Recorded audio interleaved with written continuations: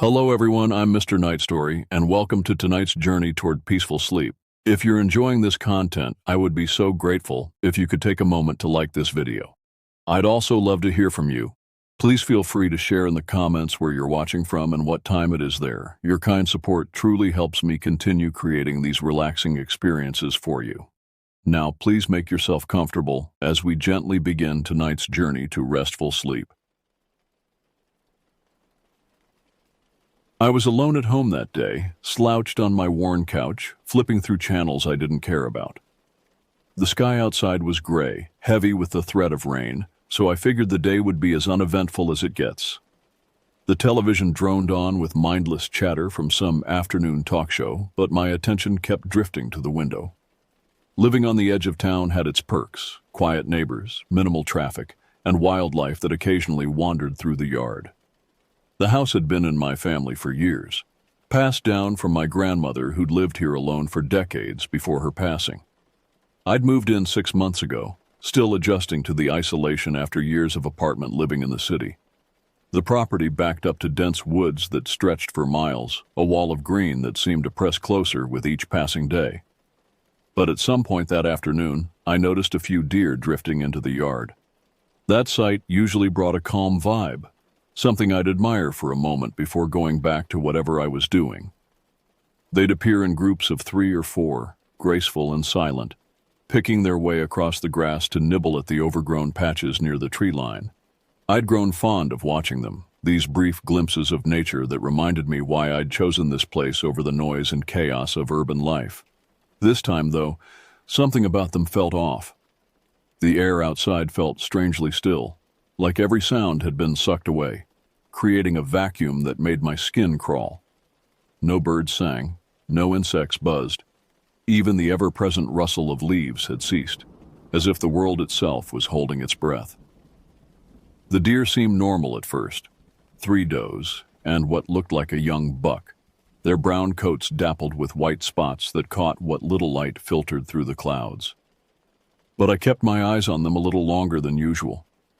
Something nagged at me, a wrongness I couldn't quite identify. And that's when I realized one of their back legs was wrong. Every time it stepped, that leg bent in a direction I can't even begin to explain. Not backward like a bird's leg, not to the side like an injury might cause. It bent in multiple places, as if there were extra joints hidden beneath the fur, creating angles that shouldn't exist in any living creature. I leaned closer to the window, my mind fighting to make sense of what I was seeing. The glass fogged with my breath as I pressed against it, trying to get a better view. The more I watched, the more I realized it wasn't just the one leg. Several of the deer, 3, maybe 4, had some unnatural curve to their joints. Their movements were fluid, yet fundamentally wrong, like watching a marionette operated by someone who'd never seen how animals were supposed to move. I tried telling myself it had to be a trick of the light, a weird angle, anything that would explain it. But the way their limbs moved just wasn't natural. The lead doe lowered her head to graze, and I watched her front legs buckle in places where no joint should exist. Her knees bent forward, then sideways, then seemed to rotate in their sockets before straightening again. The motion was smooth, practiced, as if this was how she'd always moved. It felt like they were almost learning how to walk for the first time, except they were doing it wrong. Or maybe they were unlearning how to walk correctly, their bodies forgetting the rules that governed normal anatomy. They kept standing there, nibbling at the grass, occasionally glancing in my direction as though they sensed me watching from behind the glass. Those glances were what truly unnerved me. Deer eyes are usually soft, dark, almost innocent in their watchfulness. But these eyes held something else, an awareness that went beyond animal instinct. When they looked at me, I felt seen in a way that made my skin prickle with goosebumps. Not just observed, but studied, cataloged, understood in ways I couldn't comprehend. I didn't want to move, worried I'd scare them off, or worse, attract their full attention. My breath caught in my throat every time one of them jerked its head up, ears twitching. Those ears moved independently, swiveling like satellite dishes searching for signals. Sometimes they'd point in opposite directions, creating an impossible spread that made their heads look momentarily alien. The yard was silent, no chirping birds or rustling leaves, and that silence made each awkward step echo in my mind. I could hear my own heartbeat, loud and insistent, as if my body was trying to warn me of danger my conscious mind hadn't fully grasped yet. My pulse hammered in my ears with every movement they made. The young buck lifted his head, and I saw that his antlers were wrong too. They didn't branch like normal antlers should. Instead, they twisted and spiraled, creating loops and whirls that defied logic. In some places, the antlers seemed to phase through each other, occupying the same space in ways that hurt to look at directly. I blinked hard, hoping to clear my vision, but the impossibility remained. Eventually, one of the deer started to stroll toward the tree line at the edge of the yard. The others followed. Their procession was eerily coordinated, each animal maintaining the exact same distance from the others, moving in perfect synchronization despite their malformed gaits. That was when I noticed something even more unsettling. As they walked away, their bodies looked like they were growing. At first I was sure I was imagining it, a trick of perspective as they moved farther from the house. But I couldn't ignore how their torsos seemed to stretch, how their necks elongated to proportions that weren't possible.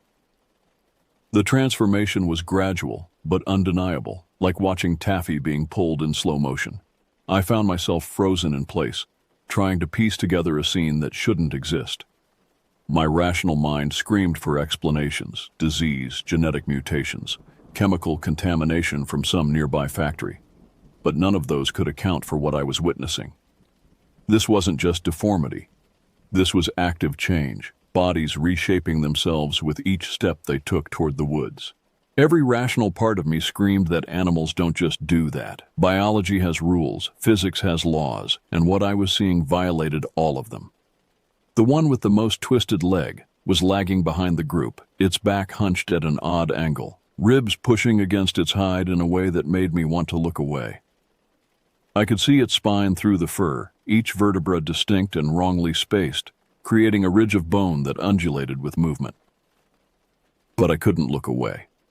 It was almost as though it sensed how disturbed I was, because it paused for a moment, turned its head toward me, and let out a sound. It wasn't a typical deer noise, not the sharp bark of alarm or the gentle bleat of communication. It sounded warped, like a groan that buzzed through the air and left my stomach in knots. The sound had layers to it, harmonics that no animal throat should produce, creating a chord of wrongness that seemed to vibrate through the window glass and into my bones.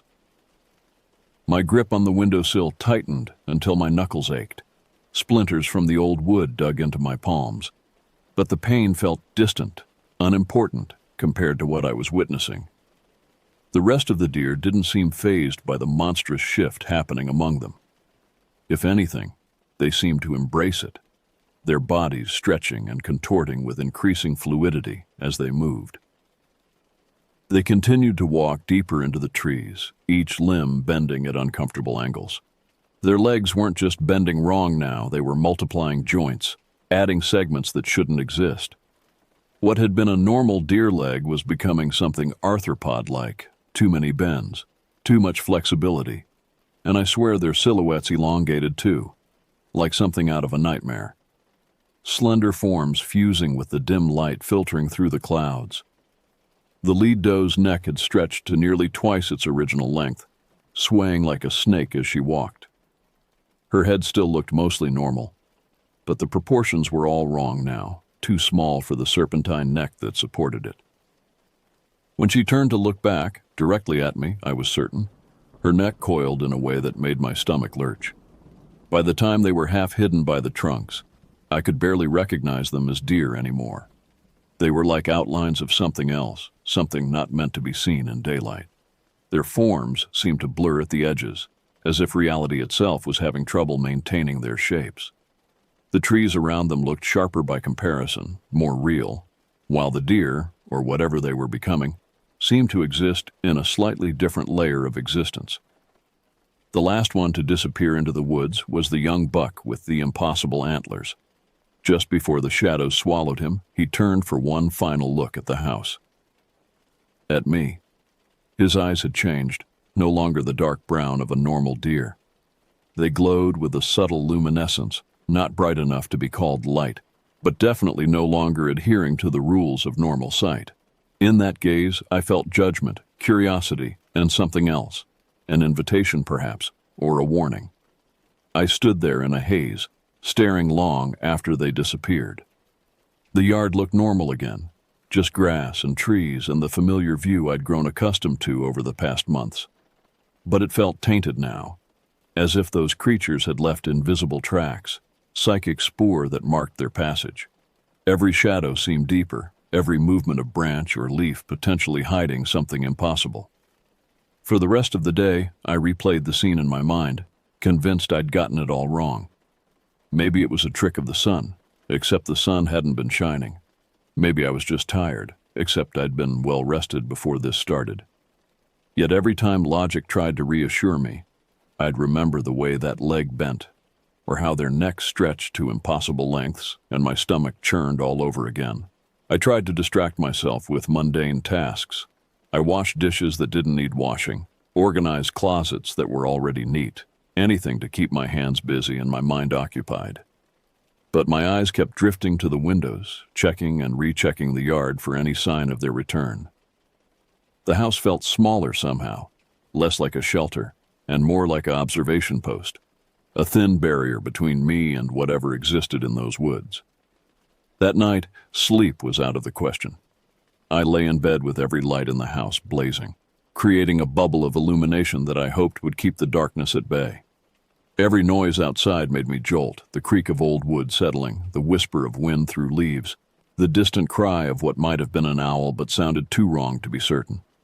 Even the slightest rustling of leaves had me picturing those distorted shapes lurking just beyond the yard. In my mind's eye, I saw them standing at the edge of the woods, their elongated forms swaying gently, watching the house with those wrong eyes, waiting for something, waiting for me to make a mistake, to venture outside, to accept whatever invitation their presence implied. I kept glancing at the window, half expecting to see one of them press its elongated head against the glass. The image was so vivid I could almost see the fog of its breath on the pane, the way its transformed features would distort through the glass. My brain wouldn't let me forget. The memory was too fresh, too vivid, burned into my consciousness like a brand. I started wondering if I should warn someone, call a game warden or a neighbor. But what would I say? The deer in my yard looked like something out of a horror movie? They'd think I was having a breakdown, seeing things, maybe sampling some of the local mushrooms that grew in the woods. Nobody would believe me. I wasn't sure I believed myself. But the terror was real. My hands were trembling every time I walked past that window. I'd installed heavy curtains years ago for privacy, but now I was grateful for their thickness, for the barrier they provided against whatever might be looking in. Still, not being able to see made it worse in some ways. My imagination filled in the gaps, creating scenarios where those things were right outside, inches from the glass, waiting for me to peek out. I couldn't bring myself to open the door, worried that if I stepped outside, I might come face to face with those twisted creatures or whatever they were becoming. The thought of encountering them up close, of seeing the full extent of their transformation without the safety of glass between us, made my mouth go dry with fear. What if they were still changing? What if what I'd seen was just the beginning of something worse? Hours dragged by with agonizing slowness. I flicked on every light in the house, even the ones in rooms I wasn't using. The electric bill would be astronomical, but I didn't care. Light felt like safety, like a ward against whatever darkness those creatures carried with them. I convinced myself that staying in the dark was a bad idea, that shadows would give them places to hide, ways to get closer without being seen. My mind conjured images of those deer creeping closer while I slept, their limbs contorting further, their eyes glinting with some unnatural awareness. I kept imagining them trying to get in, pushing against the walls with those warped legs, slowly changing shape as they tried to squeeze through any possible opening. Every small sound became evidence of their approach. The tap of a branch against the roof became hooves testing for weak spots, The settling of the foundation became bodies pressing against the walls. At one point, around 3 in the morning, I heard something that definitely wasn't my imagination. A sound like breathing, but wrong.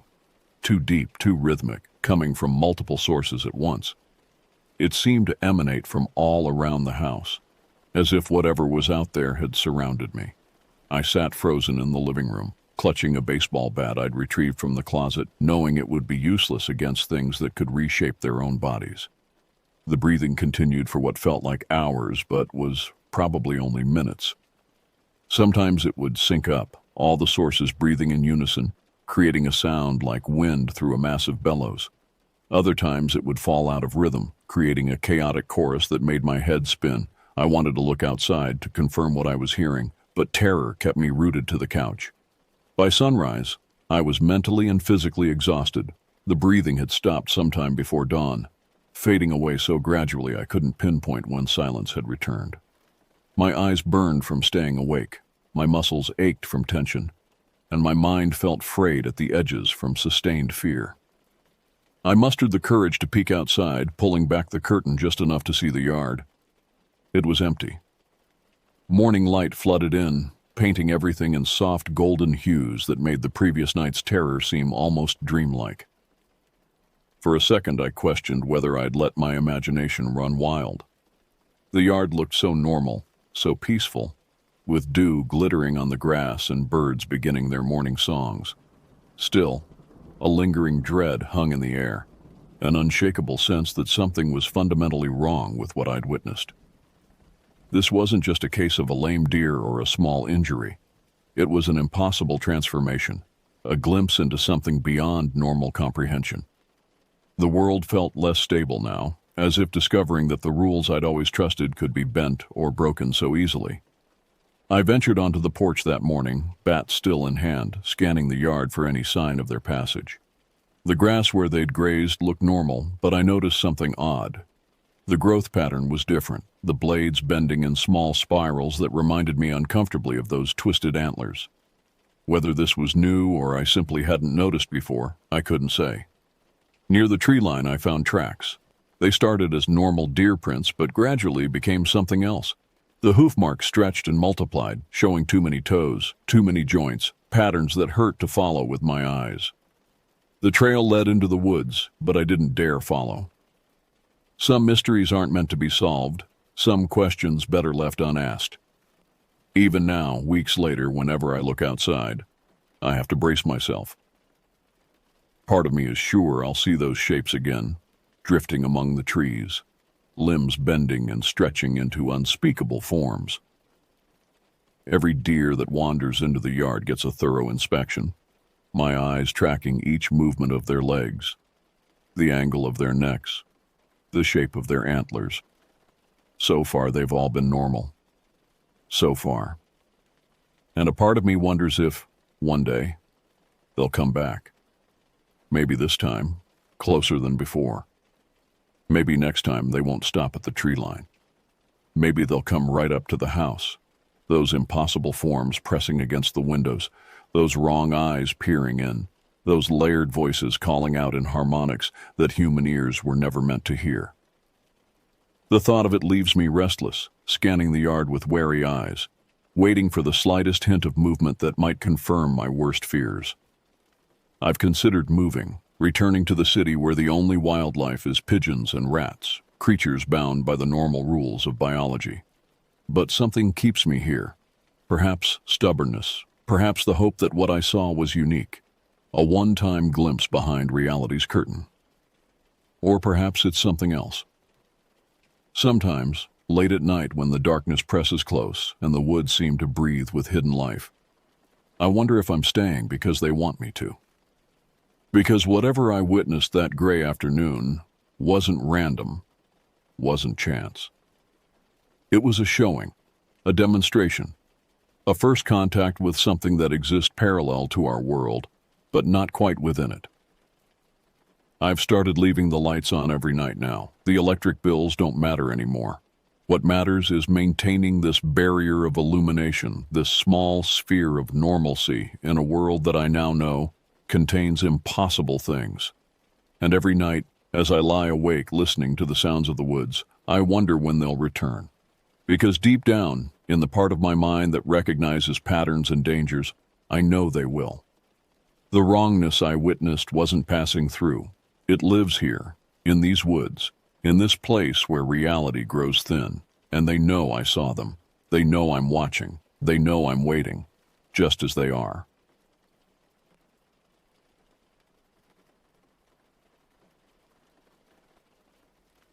I remember the drive out to my grandparents being both nostalgic and strangely tense. The asphalt seemed endless, winding through fields that felt emptier than I remembered. When I finally pulled into the long gravel driveway, the crunch of the tires set me on edge for no real reason I could put into words. My grandparents' little farmhouse came into view, and although it looked the same, white paint peeling in places, a sagging porch that needed new boards, I got the sense something about the area had changed. Maybe it was just my imagination acting up. Grandma and Grandpa greeted me at the door, fussing over how much taller I'd gotten since my last visit and asking if I was hungry. The smell of fresh cornbread wafted through the open window, which usually made me feel right at home. It sort of did at first. But while Grandma rambled about chores that needed doing, and Grandpa talked about a recent coyote problem, I found myself glancing over at the tree line more often than I wanted to admit. Nothing stood out as threatening. Still, my gaze kept drifting over there. Eventually, I decided to stretch my legs and wander out toward the woods. That big yard used to be my stomping ground when I was a kid. A place where I'd spin around until I got dizzy and collapse on the grass, staring up at the sky. Now, the grass felt too tall, prickly against my ankles, and the air tasted heavier. Each step I took seemed to stir up old memories. A pang of homesickness flashed through me, weird considering I was actually at home.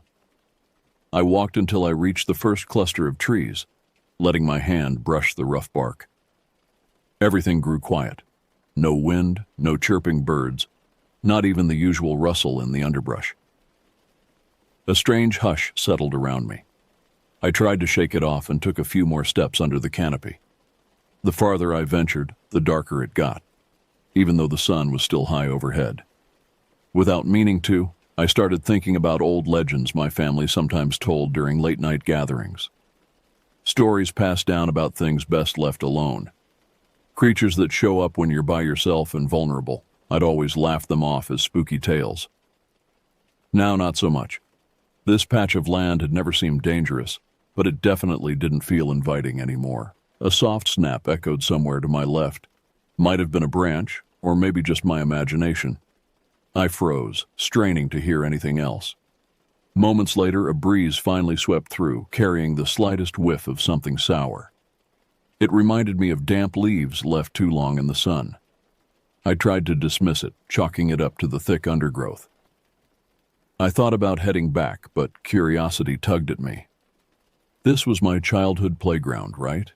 Nothing to be afraid of here.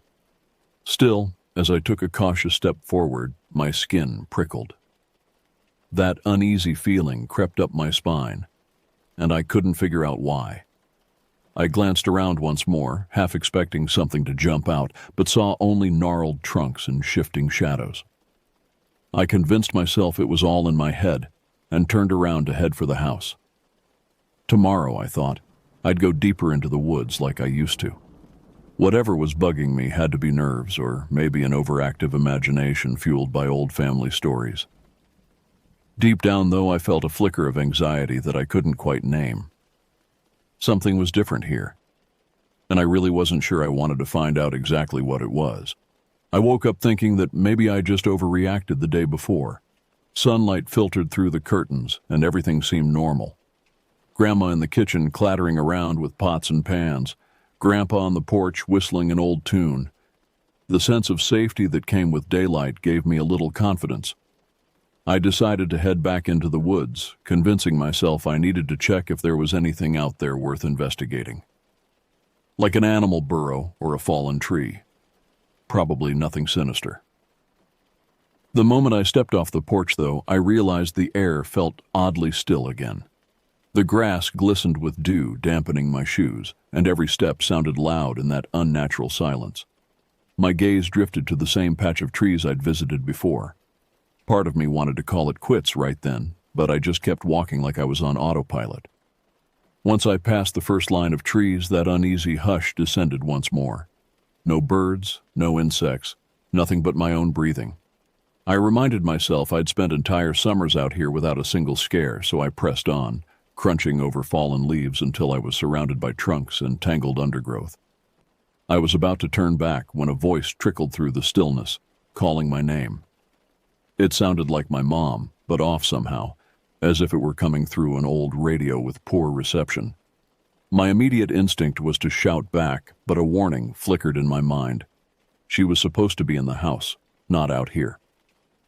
I froze, scanning the area. I tried to trace the direction of the sound, but it seemed to dance around me, far away one moment, close the next. My pulse raced. I knew my mom wouldn't be wandering aimlessly in these woods, not in that tone. The second call echoed, and I realized it wasn't just me imagining things. My eyes flickered over to a gap between the trunks. That's where I spotted it. An impossibly tall figure hugging the bark of a wide tree. At first, the details were hard to make out, but as it shifted slightly, the pale color of its skin was unmistakable. It wasn't the shade of anything alive and healthy, more like old cracked leather stretched over a frame too large for it. Its head angled to the side, revealing a mouth lined with jagged teeth that glinted in the dim light. Fear tightened every muscle, locking me in place. For a split second, I thought about calling out to it, asking if it was hurt or needed help. But the longer I stared, the more I realized how wrong it looked. It peered back at me with eyes I can only describe as hungry, and a foul smell drifted in the air, like something rotting in the sun. Without warning, it shifted away from the tree in a sudden, jerky motion, almost like it was testing how quickly it could move. My instincts overrode every other thought, and I stumbled backward, nearly tripping over a tangle of roots. That's when a bizarre, crackling sound filled the silence, like branches snapping in half, but it seemed to come from the creature itself. My mind screamed to run, but my legs felt stuck for a moment. The sight was so horrifying that part of me refused to believe it was real. Then the creature took another lurching step in my direction, and I finally managed to turn around. I bolted through the trees, not caring how many branches or thorns scraped my arms. My breath came out in ragged bursts, and every twig cracking behind me sounded like it could be that thing, right on my heels. I forced my way through the undergrowth, practically diving over a fallen log. That rancid smell seemed to follow, lodged in my nose. My chest burned, and I was convinced I was seconds from being grabbed. By the time I reached the edge of the woods, my legs were shaking so badly I nearly fell. The yard opened up before me, bathed in the daylight that suddenly felt like the only barrier between me and whatever lurked in those trees. I sprinted to the house, heart pounding. Grandma was in the kitchen window, smiling at something on the counter, completely unaware. I slowed down just enough to look back over my shoulder. The tree line stood silent once again, as if it had swallowed the thing whole. But I knew it was there, watching, maybe even waiting for me to come back. I slipped inside without a word. A surge of nausea hit me, and I had to take a minute to steady myself. Neither Grandma nor Grandpa noticed how rattled I was, so I pretended everything was normal. But inside, I couldn't calm down. I kept replaying the moment those eyes fixed on me, that twisted version of my mom's voice drifting through the trees. That night, sleep was impossible. Every little sound, a settling floorboard, the old clock chiming, felt like a potential threat. I could practically feel the darkness pressing against the windows. There was a part of me that wanted to grab Grandma and Grandpa, pile into the car, and tear out of there for good. Another part couldn't stop wondering if it would even matter. Because once you've seen something like that, something that knows your name and isn't afraid to call it out, you start to fear it can find you anywhere. The hours dragged by. I lay rigid under the covers, staring at the ceiling, wondering if I was losing my mind. Around 3 a.m, a soft tapping started at my window. At first, I thought it was just a branch, but the rhythm was too deliberate. 3 quick taps, pause, 3 more. My muscles tensed so hard they ached. Slowly, I turned my head toward the sound. Through the thin curtains, I could make out a tall, dark silhouette. It wasn't moving like a human should. Its limbs seemed too long, joints bending at unnatural angles. The moonlight caught something reflective. Those same hungry eyes I'd seen in the forest, now peering directly at me through the glass. I wanted to scream, but my throat constricted. The tapping continued, more insistent now. I squeezed my eyes shut, praying to God it would go away. When I finally gathered the courage to look again, the window was empty, but the feeling of being watched persisted. Morning couldn't come fast enough. I stumbled downstairs, exhausted and jumpy. Grandpa was already at the table with his coffee. He noticed the dark circles under my eyes and asked if I was feeling all right. I hesitated, then decided to ask about the woods. "Grandpa, has anything strange ever happened in those trees behind the house?" He paused mid-sip, a shadow crossing his face. "What do you mean by strange?" "I don't know, just anything unusual. Animal attacks, people getting lost, weird sightings." His weathered hands tightened around his mug. "Those woods have been here longer than any of us. They've got a history." He cleared his throat. "Back when I was about your age, there was an incident. A man went missing. They found his clothing scattered through the trees but never found him." My stomach dropped. Did they think it was an animal? That's what the official report said, but... He glanced toward the window. "Your great-grandfather used to talk about something living out there. Something that could mimic voices, lure people deeper into the woods." I felt the color drain from my face. "Did you ever see anything?" "No," he said too quickly. Then, softer. "But I've heard things, voices that shouldn't be there. Your grandmother thinks it's just the wind playing tricks." He looked me directly in the eyes. "You saw something, didn't you?" I nodded slowly. "I heard Mom's voice, but it wasn't her. And I saw..." I couldn't even describe it properly. Grandpa stood up abruptly. "I want you to stay out of those woods, you understand? Whatever's out there, it's best left alone." Despite Grandpa's warning, I found myself drawn back to the edge of the tree line that afternoon. I didn't intend to go in, I just needed to understand what I was dealing with.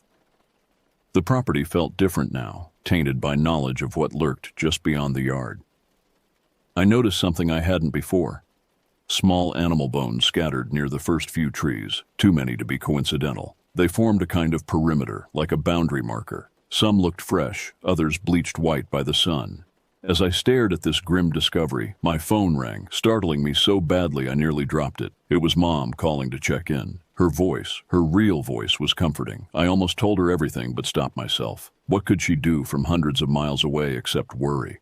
"Is everything okay?" she asked, sensing my tension. "Yeah, just tired," I lied. "Grandpa's been keeping me busy with chores." After we hung up, I noticed the sun beginning to set. Long shadows stretched from the trees toward the house, like fingers reaching for me. I hurried back inside, making sure all the doors were locked. That night, I set up a makeshift barricade against my bedroom door and pushed my dresser in front of the window. I was determined to get some sleep, but kept jerking awake at every noise. Around midnight, I heard it, soft footsteps on the porch, too heavy to be Grandma or Grandpa. They circled the house, stopping beneath each window. When they reached mine, I heard that same 3-tap pattern. My heart hammered against my ribs. The footsteps continued, followed by the unmistakable sound of the back door handle jiggling. Something was trying to get in.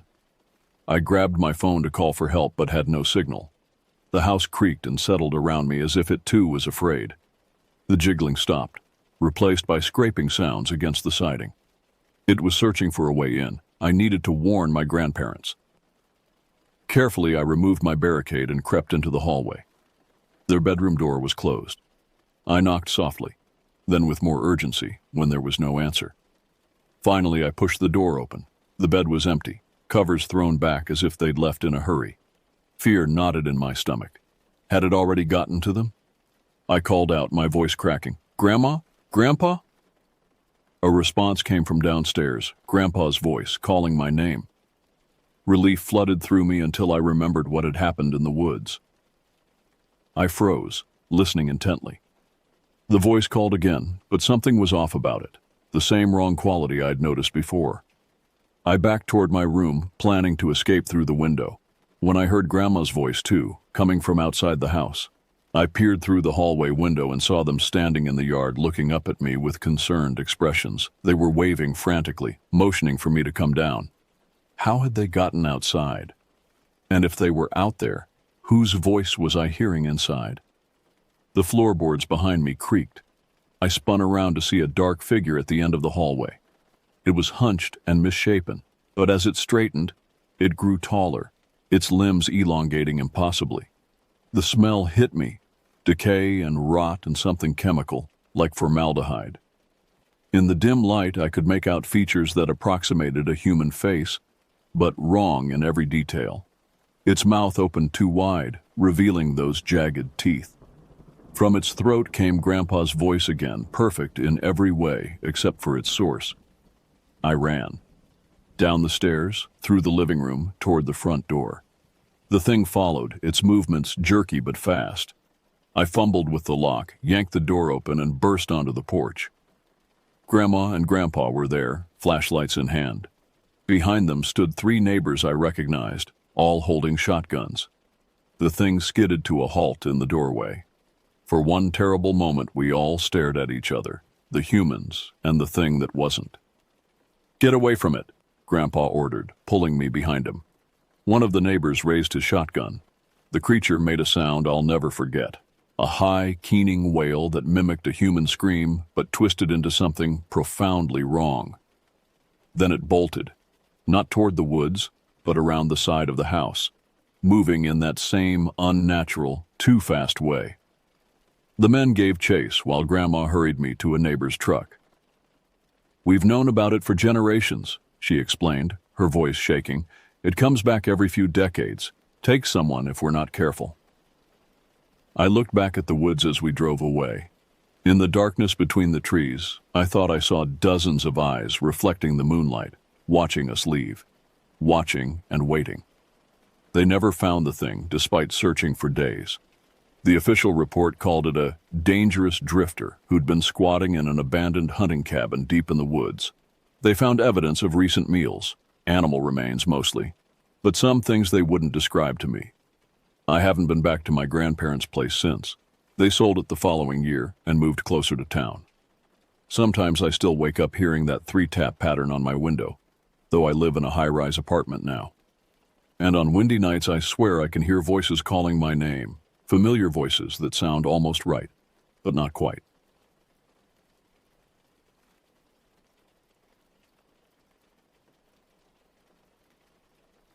I woke up last night gasping for air, the echoes of screeching sounds bouncing around in my head. It took a moment to remember where I was, curled up in my own bed, blankets twisted around me like restraints. The darkness pressed against my windows, and somewhere in that blackness, I could almost hear breathing that wasn't my own. My thoughts turned immediately to my old ferret, the one that died just 3 weeks ago. The veterinarian had called it unusual growth patterns. But that clinical term didn't capture the horror of watching my pet transform. In its final month, it swelled to the size of a small dog, its body stretching and distorting in ways that made my stomach turn. The fur had thinned, revealing mottled skin underneath that seemed to pulse with its own rhythm. What haunted me most was how it would stand. For hours at a time, balanced on its hind legs, front paws hanging limply at its sides like broken pendulums. Its eyes, God, those eyes, had changed from the bright, curious orbs I'd known to something calculating and cold. When it looked at me during those final days, I felt exposed, as if it could see straight through my skin to the marrow in my bones. The sounds it made had evolved too. No longer the playful dukes and chirps of a normal ferret, but a low, guttural humming that vibrated through the floorboards.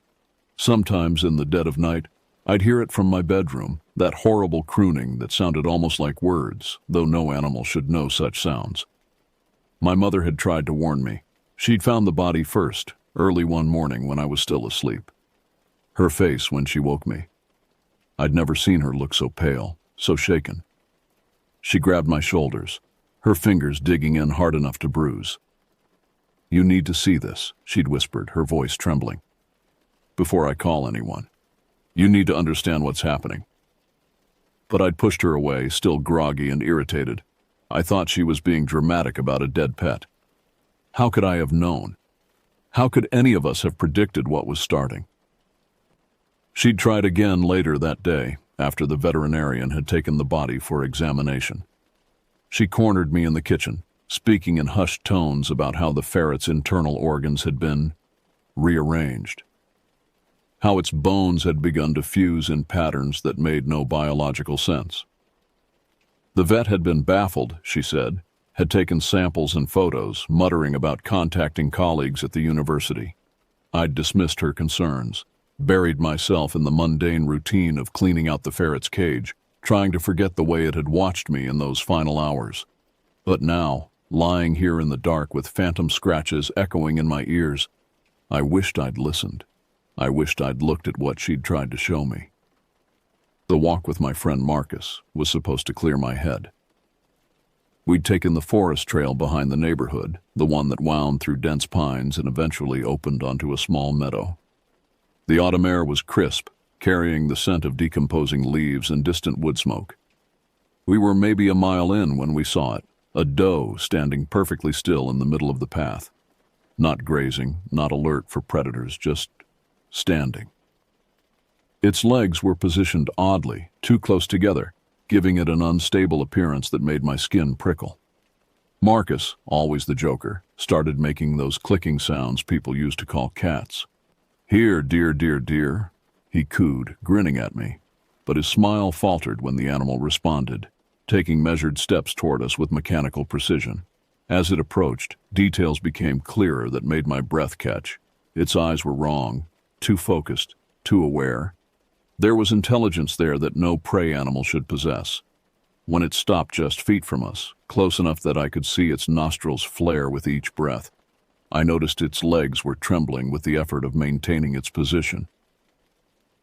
"Get a picture," Marcus whispered, already pulling out his phone. We posed awkwardly, the deer positioned behind us like a third friend. Through the camera screen, its eyes seemed to glow with an inner light. The photo would later show something else, a dark shape in the deer's pupils that looked almost like a reflection of something that wasn't there. We'd walked maybe 15 minutes more, both unusually quiet after the encounter, when Marcus grabbed my arm. "Look," he breathed, pointing through the trees. It was the same deer. I was certain by the distinctive white patch on its flank. But it wasn't walking on four legs anymore. The creature was upright, balanced on its hind legs, front hooves dangling uselessly as it moved through the underbrush with a lurching, unsteady gait. My mind struggled to process what I was seeing. Deer don't walk upright. They can't. Their anatomy doesn't allow for it.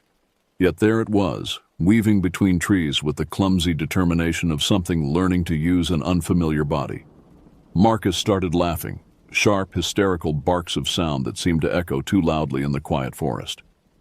I found myself joining in because what else could we do? How do you react when the natural world breaks its own rules in front of you? The deer thing must have heard us. It stopped, its head swiveling toward us with a motion that was too smooth, too deliberate. For a long moment, we all stood frozen. Two humans and something that used to be a deer locked in a tableau of mutual recognition. Then it dropped to all fours with a sound like breaking branches and bounded away into the deeper forest, leaving us gasping and shaking on the trail. The decision to get away wasn't conscious. I simply found myself packing a bag, getting in my car, and driving until I saw the hotel's neon sign cutting through the evening gloom. It promised a pub, hot food, and most importantly, distance from home.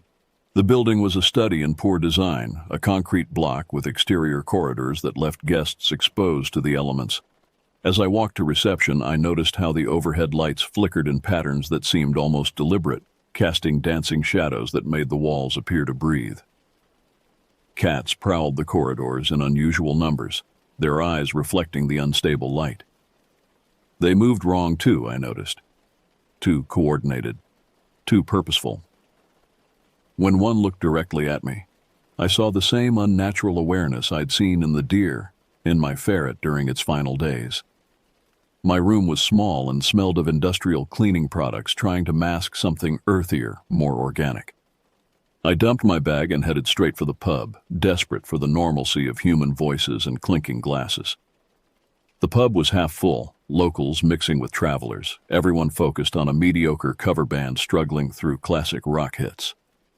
I nursed a beer in the corner, letting the mundane wash over me like a protective blanket. For a few hours, I could almost pretend the world still followed its expected patterns. The pub closed at 11, and I made my way back through those exposed corridors with measured steps. The cats had multiplied, dozens of them now lining the walkway like a gauntlet. Their eyes tracked my movement with synchronized precision. That's when I heard it, a wet, dragging sound from around the corner. My rational mind said to go to my room, lock the door, and forget about it. But something deeper, some primitive warning system, told me I needed to see what was making that sound. She was massive, this woman, her body straining against clothes that were soaked with perspiration despite the cool night air. Her breathing came in labored gasps that sounded more like drowning than respiration. But it was her movement that made my legs turn to water. She wasn't walking so much as being pulled, her feet scraping along the concrete as if invisible hands dragged her forward. "Waiter," she slurred when she saw me, the word barely human. "Need waiter." I opened my mouth to respond, to offer help, when her head began to turn. Not her body, just her head, rotating on her neck like a screw being twisted. I heard the vertebrae popping, a sound like knuckles cracking but magnified, wet and meaty. Her head continued its rotation until she was looking at me backward, her body still facing forward. The expression on her face was rapturous, eyes rolled back until only the whites showed, mouth stretched in a smile that revealed too many teeth. She moaned, a sound of pleasure and pain intertwined, and continued her dragging progress down the corridor. I made it to my room through pure adrenaline, slamming the door and engaging every lock. The chair wedged under the handle was probably useless, but it made me feel marginally safer. I sat on the bed, back pressed against the headboard, and waited. The scratching started around 2 a.m. Deliberate, rhythmic, like someone or something methodically testing the door's strength. Between the scratches came breathing, but it wasn't quite right. Too deep, too wet, coming from a chest cavity that must have been enormous. Sometimes the scratching would stop, replaced by that horrible dragging sound as whatever was outside repositioned itself. During one of these pauses, I heard voices. Multiple voices, all speaking in that same slurred, waterlogged tone. They were discussing me, I realized with growing horror. Discussing my smell, my warmth, the sound of my heartbeat through the door. Hours crawled by like years. The scratching intensified, joined by a rhythmic thumping as if bodies were throwing themselves against the door. The wood groaned, but held. Through it all, I sat frozen, afraid that any movement might encourage them to try harder. Dawn brought silence, but not relief. I knew they were still out there, waiting. When I finally found the courage to peer through the peephole, I saw evidence of their presence. Deep gouges in the door's exterior, dark stains on the concrete, and scattered teeth that were far too large to be human. I left that hotel as soon as the sun was fully up, not bothering to check out, just fleeing to my car and driving until the building disappeared from my mirrors. But I knew running was temporary. Whatever was happening, this wrongness spreading through living things, wasn't going to stop. Back home, I found my mother had left 17 voicemails. Her voice grew more frantic with each message, describing animals in the neighborhood exhibiting similar behaviors. Dogs walking upright, cats moving in coordinated packs, a neighbor who'd been found in their backyard, body contorted in impossible angles, but somehow still alive, still moving. The final message was just breathing, wet, labored, wrong. I've spent the last 3 days researching, preparing. The internet is full of similar stories now, spreading from rural areas into cities. The CDC has issued vague warnings about a behavioral contagion in animals. Hospitals report increasing numbers of patients with structural anomalies. I've marked July 23rd on my calendar. That's when I stop running and start hunting. I've gathered supplies, weapons, medical equipment, recording devices. If this is a disease, it needs to be understood. If it's something else, something that challenges our understanding of what's possible, then someone needs to document it. The scratching has started on my own door now. It's daylight, but they're getting bolder. Through my window, I can see figures in the street, some walking normally, others moving with that horrible dragging gait. A child's voice drifts up from below, singing a nursery rhyme in a pitch that makes my teeth ache. Whatever changed my ferret, whatever is changing us all, it's accelerating. The natural order is breaking down, replaced by something that views biology as a suggestion rather than a rule. And somewhere in this rising tide of wrongness, there must be a source, a patient zero, a reason. I'm going to find it. Because the alternative, letting this spread unchecked until the whole world walks on limbs that were never meant to bear weight, until every living thing stares with eyes that see too much, is unthinkable. The sun is setting now, painting the sky the color of blood. In the growing darkness, I can hear them gathering. Tomorrow, everything changes. Tomorrow, I stop being prey and become the hunter. God help me. God help us all.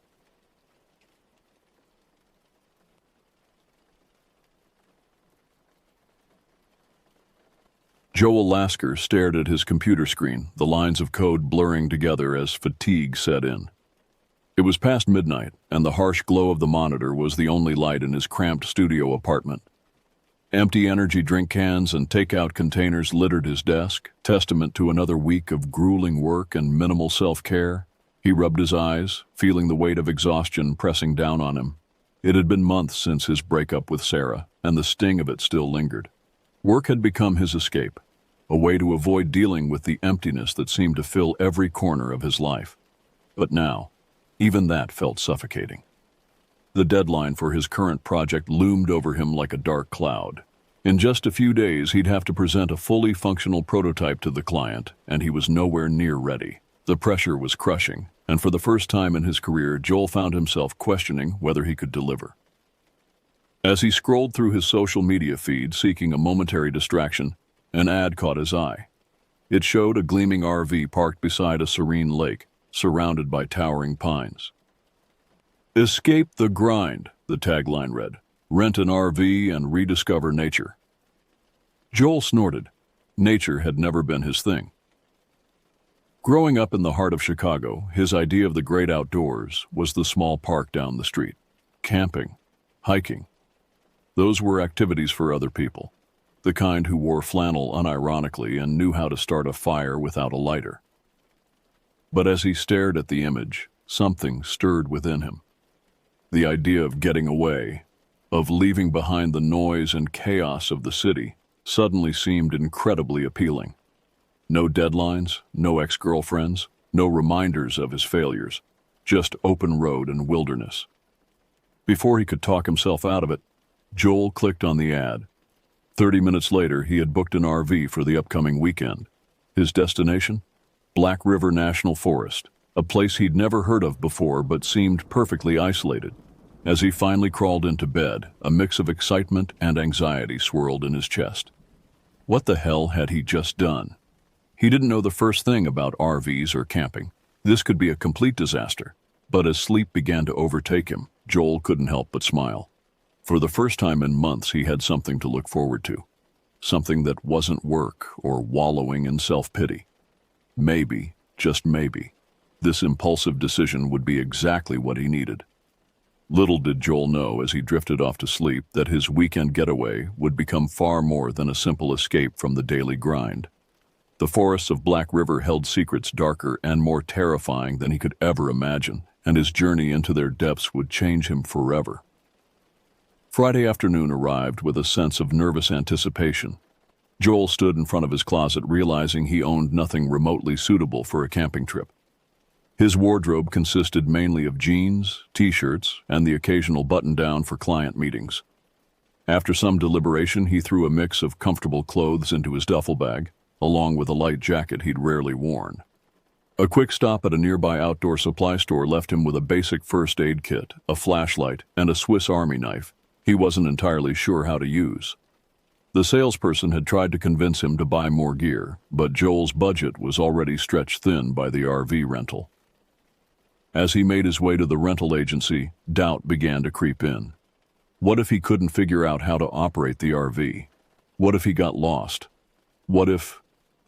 Mr. Lasker? A cheerful voice interrupted his spiraling thoughts. A young woman with a clipboard stood before him, her name tag identifying her as Ashley. "Are you ready for your adventure?" Joel managed a weak smile. "As ready as I'll ever be, I guess." Ashley led him to a gleaming white RV that looked impossibly large. "This is the Forest River R-Pod 189. It's perfect for first-time RVers. Let me show you around." The next hour was a whirlwind of information. Ashley patiently explained how to operate everything from the generator to the toilet. Joel nodded along, trying to absorb it all while feeling increasingly overwhelmed. "And remember," Ashley said as she handed him the keys, "there's a manual in the glove compartment if you forget anything. Do you have any questions?" Joel had about 1,000 questions, but he couldn't articulate any of them. "I think I'm good," he lied. "Great. Have a wonderful trip and don't hesitate to call if you need anything." As Ashley walked away, Joel climbed into the driver's seat, his palms sweaty. He took a deep breath, started the engine, and slowly pulled out of the lot. The RV felt enormous, and he gripped the wheel tightly, hyper-aware of every movement. The first hour of the drive was tense. Joel flinched every time a car passed him, certain he was about to sideswipe someone. But as the city gave way to suburbs and suburbs to countryside, he began to relax. The RV handled better than he expected, and the open road ahead filled him with a sense of freedom he hadn't felt in years. As he crossed into Michigan, Joel's thoughts turned to Black River National Forest. He'd done some cursory research before leaving, but information had been sparse. It wasn't a well-known park, which suited Joel just fine. He wanted solitude, a chance to clear his head without the distraction of other people. The sun was setting as Joel turned onto the winding road that led into the forest. The trees seemed to close in around him, their branches reaching out over the road like grasping fingers. The fading light cast long shadows, creating a world of shifting darkness that made Joel's skin prickle with unease. He consulted the map he'd printed out, searching for the campsite he'd identified earlier. It was off the main road near a small lake that had looked picturesque in the satellite images. As he turned onto a narrow dirt path, the RV bounced and jolted, making Joel wince at every bump. Finally, after what felt like an eternity of careful maneuvering, the trees opened up to reveal a small clearing next to a still, dark lake. Joel parked the RV, his hands shaking slightly as he turned off the engine. For a moment, he sat in silence, listening to the unfamiliar sounds of the forest at night. It was beautiful, in a primal, slightly unsettling way. The moon reflected off the lake's surface, creating a silvery mirror that seemed to stretch into infinity. The trees loomed tall and ancient, their leaves rustling in a gentle breeze that carried the scent of pine and damp earth. As Joel stepped out of the RV, the enormity of his situation hit him. He was alone, miles from civilization, in a place he knew nothing about. The weight of the silence pressed in on him, broken only by the occasional hoot of an owl or the rustling of some unseen creature in the underbrush. For a brief, panicked moment, Joel considered getting back in the RV and driving home. But as he stood there, breathing in the crisp night air, a sense of calm began to settle over him. This was why he had come, wasn't it? To get away from everything, to find some peace in the solitude of nature. With renewed determination, Joel set about making camp. He fumbled with the RV's systems, eventually managing to extend the awning and set up a small folding table and chair. As he worked, the familiar motions of setting up his temporary home helped ease his anxiety. By the time he had a small fire going in the designated pit, Joel felt a sense of accomplishment he hadn't experienced in months. He sat in his chair, a can of beer in hand, and gazed out at the lake. The flames cast a warm glow, creating a small circle of light that held the darkness at bay. As he sat there, Joel felt the tension of the past few months begin to melt away. The deadline, the breakup, The suffocating feeling of being trapped in a life he wasn't sure he wanted anymore. All of it seemed distant and unimportant in the face of this vast, indifferent wilderness. Little did Joel know, as he drifted off to sleep that night in the unfamiliar confines of the RV, that his weekend of peaceful solitude was about to take a turn into territory darker and more terrifying than he could have ever imagined. The true nature of Black River National Forest and the secrets it held were waiting to be revealed. Joel woke early the next morning, momentarily disoriented by the unfamiliar surroundings. Sunlight filtered through the RV's curtains, casting a warm glow over the compact interior. As the events of the previous day came flooding back, a mixture of excitement and apprehension filled him. He stepped outside, inhaling deeply. The morning air was crisp and clean, filled with the scent of pine and damp earth. The lake stretched out before him, its surface like glass, perfectly reflecting the sky and surrounding trees. It was a scene of such serene beauty that Joel felt a twinge of regret for all the years he'd spent cooped up in the city, oblivious to the natural wonders that existed beyond its borders. After a simple breakfast of instant coffee and granola bars, Joel decided to explore his surroundings. He'd seen a faint trail leading into the woods during his drive in, and it seemed like a good place to start. Grabbing his backpack, which he'd hastily stuffed with water, snacks, and his new first aid kit, Joel set off. The trail was little more than a game path, barely visible in some places. Joel found himself having to push through undergrowth and step over fallen logs. Despite the difficulty, he felt a growing sense of exhilaration. This was real wilderness, untamed and unexplored. As he ventured deeper into the forest, Joel noticed the quality of light changing. The canopy above grew denser, allowing only dappled sunlight to reach the forest floor. The air grew cooler, and the sounds of the forest seemed to intensify. Birds called to each other in the branches above, while unseen creatures rustled in the underbrush. After about an hour of hiking, Joel came across a small clearing. Sunlight streamed down through a break in the canopy, illuminating a carpet of wildflowers. It was a scene of such unexpected beauty that Joel found himself transfixed. He sat down on a fallen log, pulling out his phone to take a picture, only to remember there was no signal out here. Instead, he simply sat, absorbing the peaceful atmosphere. As he rested, Joel's mind wandered to the work he'd left behind. The deadline that had seemed so insurmountable now felt distant and unimportant. Out here, surrounded by the timeless rhythms of nature, the artificial pressures of his urban life seemed trivial. Lost in thought, Joel almost missed the sound. A crack, like a branch breaking underfoot, somewhere in the trees behind him. He turned, scanning the shadowy forest, but saw nothing. Probably just an animal, he thought, but a prickle of unease ran down his spine. Deciding it was time to head back, Joel stood and consulted his phone's compass. He'd been careful to maintain a straight path, so finding his way back shouldn't be too difficult. As he walked, however, the forest seemed different. The trees looked unfamiliar, the path less clear. Doubt began to creep in. Had he taken a wrong turn? The forest, which had seemed so welcoming earlier, now felt oppressive. The trees seemed to loom over him, their branches reaching out like gnarled hands. The bird calls that had been so melodious before now sounded like mocking laughter. Joel picked up his pace, his heart racing. He was sure the RV should be just ahead, but all he could see were more trees. Panic started to set in. He was lost, alone in an unfamiliar forest with limited supplies. How could he have been so stupid? Just as he was about to give in to full-blown panic, Joel spotted a break in the trees ahead. Relief flooded through him as he pushed forward, expecting to see the welcome sight of his campsite. Instead, what he found made him stop dead in his tracks. The clearing was small, unremarkable except for what lay at its center. At first, Joel thought it was a fallen tree, its trunk massive and covered in dark, matted fur.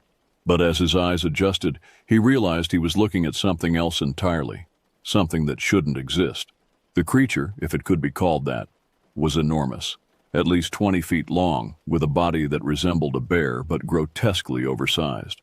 Its limbs were thick as tree trunks, ending in paws the size of car tires, each toe tipped with a claw as long as Joel's forearm.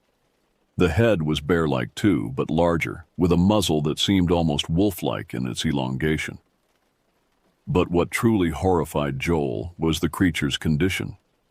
It was dead, that much was clear, but the manner of its death was shocking. Deep gashes ran along its flanks, as if something had torn into it with incredible force. Whatever had killed this monstrous being had to be even more terrifying. Joel stood frozen, his mind struggling to process what he was seeing. This thing defied explanation. It was like something out of a nightmare or a cryptozoologist's wildest dreams.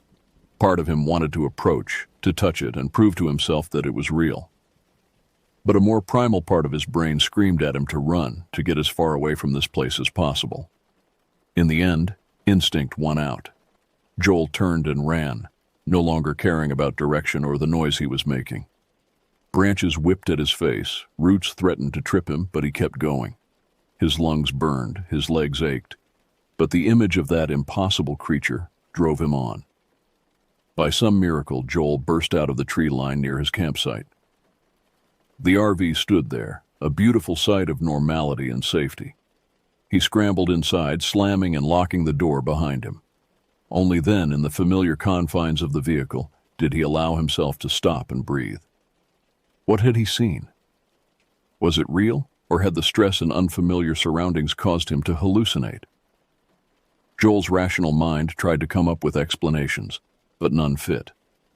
The memory of those massive claws, the unnatural size of the creature, was too vivid to dismiss. As the adrenaline began to wear off, a new fear set in. If that thing was real, what had killed it?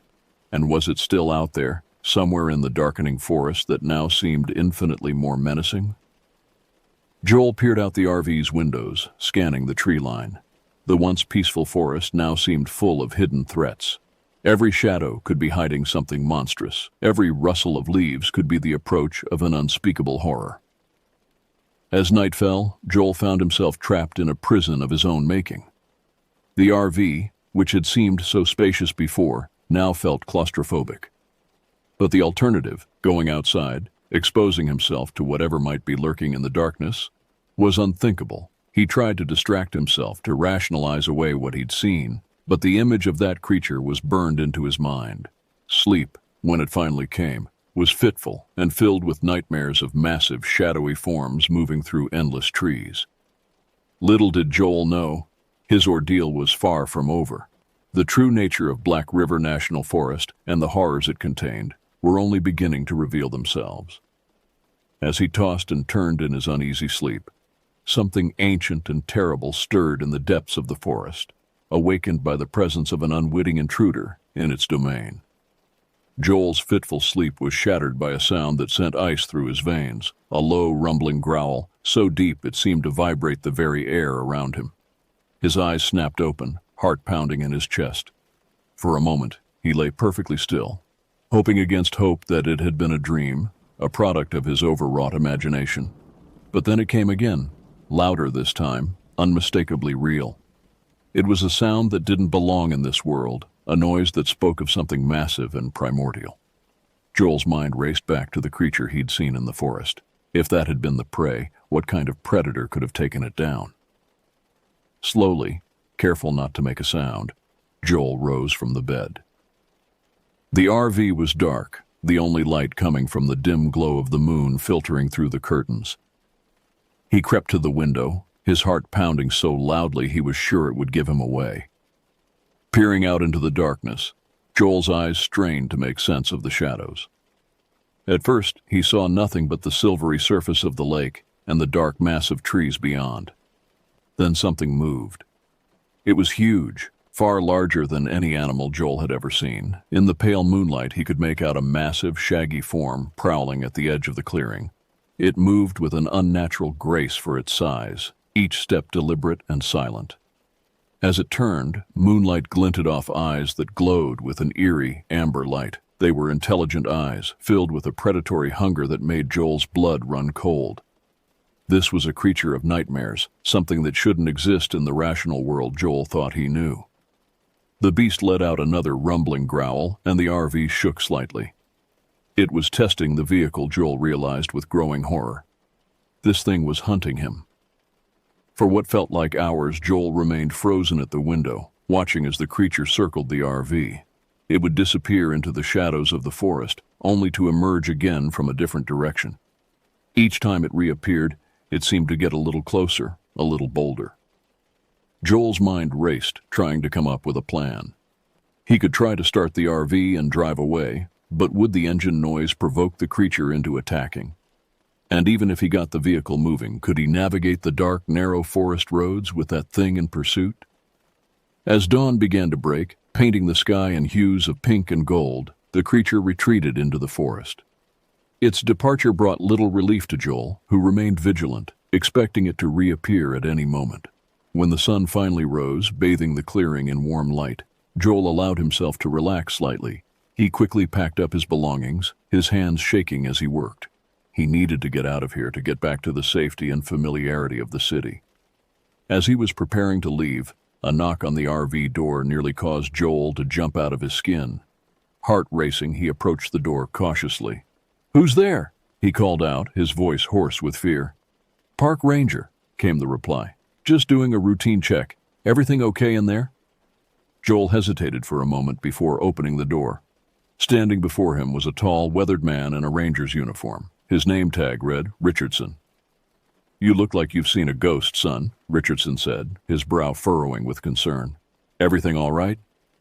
The words tumbled out of Joel before he could stop them. He told the ranger everything about the creature he'd found in the forest, about the thing that had stalked the RV all night. As he spoke, he realized how crazy it all sounded. To his surprise, Richardson didn't laugh or dismiss his story. Instead, the ranger's face grew grave. "You say you saw it, and it came after you?" he asked, his voice low and urgent. Joel nodded, relief flooding through him at being believed. Richardson sighed heavily. "I was afraid this might happen. Come with me. There's something you need to know." Joel followed Richardson to a small cabin that served as the ranger station.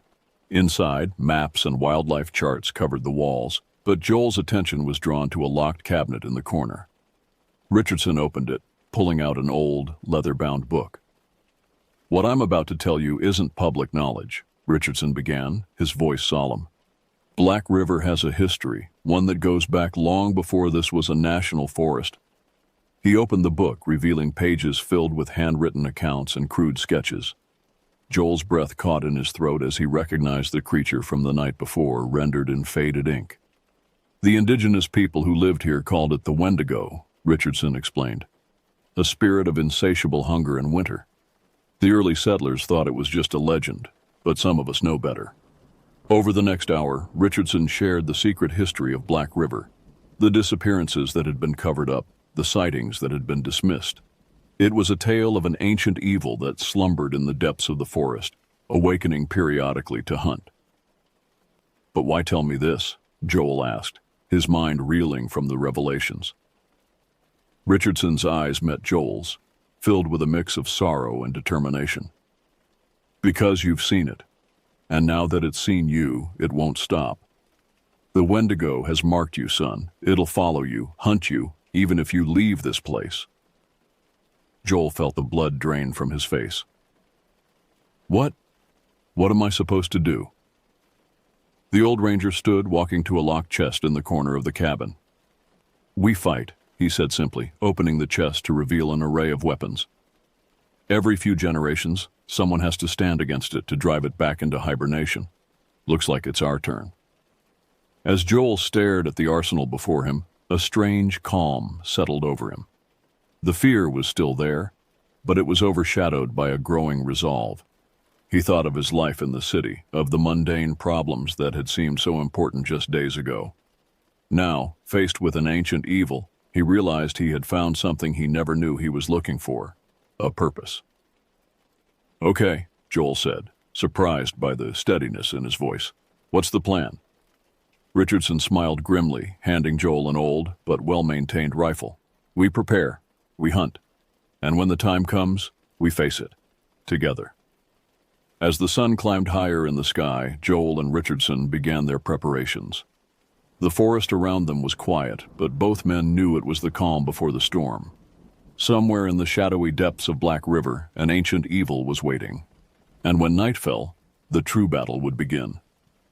As dusk approached, Joel found himself perched in a makeshift blind, high up in an old oak tree. Richardson was in a similar position about 50 yards away, barely visible in the gathering gloom. The plan was to lure the Wendigo into a clearing rigged with traps, then hit it with everything they had. Joel's hands were sweaty on the rifle, his ears straining for any unusual sound. The forest had gone unnaturally quiet, as if every living thing was holding its breath in anticipation of what was to come. A twig snapped in the distance and Joel's head whipped around. Was it just an animal or something more sinister? The shadows between the trees seemed to move, playing tricks on his eyes. Then he saw it. A massive shape, moving with preternatural stealth through the underbrush. Joel's breath caught in his throat as the Wendigo emerged into the clearing. In the fading light, he could see it clearly for the first time. It was even more terrifying than he remembered. Easily 12 feet tall when standing upright, the creature was a nightmarish fusion of bear, wolf, and something altogether inhuman. Its fur was matted and caked with dirt and what looked horribly like dried blood. But it was the eyes that truly chilled Joel to his core, glowing with an inner fire, filled with an intelligence and malevolence that was unmistakably evil. Joel raised his rifle, trying to steady his aim. Richardson had been clear. They needed to wound it, drive it towards the traps. But as Joel's finger tightened on the trigger, the Wendigo's head snapped up, its glowing eyes locking directly onto his position. With a roar that shook the very trees, the creature charged. It moved with impossible speed, covering the distance to Joel's tree in seconds. Panicking, Joel fired, the shot going wide. The Wendigo slammed into the tree, nearly toppling it. Joel clung to his perch, heart pounding. Below him, the creature circled, its claws leaving deep gouges in the trunk. It was toying with him, he realized. This wasn't just a hunt for food. The Wendigo was enjoying his fear. Suddenly, another shot rang out. Richardson had opened fire, drawing the creature's attention. The Wendigo whirled, charging towards the ranger's position. Joel used the distraction to scramble down from the tree, his legs shaky but propelled by adrenaline. What followed was a chaotic dance of death through the darkening forest. Joel and Richardson worked in tandem, firing shots to herd the creature towards their traps. But the Wendigo was cunning, always seeming to be one step ahead. As they neared the rigged clearing, Joel's foot caught on a root. He went down hard, the rifle flying from his grasp. He rolled, expecting at any moment to feel the Wendigo's claws tearing into him. Instead, he heard Richardson's voice raised in a desperate shout. "Over here, you bastard, come on!" Joel looked up to see Richardson standing in the center of the clearing, arms raised. The Wendigo, sensing easy prey, charged straight for him. "No!" Joel cried out, but it was too late. The creature was almost upon Richardson when the ranger smiled and pressed a detonator in his hand. The clearing erupted in a chain of explosions. Fire and shrapnel tore through the air, engulfing both Richardson and the Wendigo. The creature's agonized howl rose above the din, a sound of pain and fury that seemed to shake the very foundations of the earth. When the smoke cleared, Joel staggered to his feet. The clearing was a scene of devastation, and at its center lay two bodies, one human, one monstrous. Tears streaming down his face, Joel approached. Richardson was gone, his sacrifice evident in the peaceful expression on his face. And the Wendigo. Joel's breath caught. The creature was wounded, grievously so, but it was still alive. As he watched, it began to stir, its regenerative powers already at work. In that moment, Joel understood what he had to do. Picking up Richardson's fallen rifle, he approached the Wendigo. The creature's eyes opened, meeting Joel's gaze. In them, he saw not just hunger and evil, but something more, a flicker of fear. "This ends now," Joel said, his voice steady, and he opened fire. Weeks later, Joel stood at the edge of Black River National Forest. Behind him, a team of government officials were cordoning off the area, their questions still unanswered. The official story would be a forest fire, a tragic accident that claimed the life of a brave park ranger. But Joel knew the truth. He could feel it in the way the forest had changed, as if a great shadow had been lifted. The Wendigo was gone, banished back to whatever dark realm it had come from. But for how long? As he turned to leave, Joel caught a glimpse of movement in the trees. For a heart-stopping moment, he thought he saw glowing eyes watching him. But it was just a deer, regarding him curiously, before bounding away. Joel smiled, feeling the weight of Richardson's journal in his backpack. The old ranger had known this day might come, had prepared for it. And now, that responsibility passed to Joel. He walked back to his car, knowing that his life had been forever changed. The world was bigger, darker, and more wondrous than he had ever imagined. And somewhere out there, other ancient evils slumbered. But when they awoke, they would find humanity ready. And Joel would be there, standing guard at the edge of darkness, ready to face whatever came. As he drove away from Black River, Joel felt a mix of emotions: grief for Richardson, pride in what they had accomplished, and a newfound sense of purpose. The city and his old life awaited, but he knew he would return to the forest one day.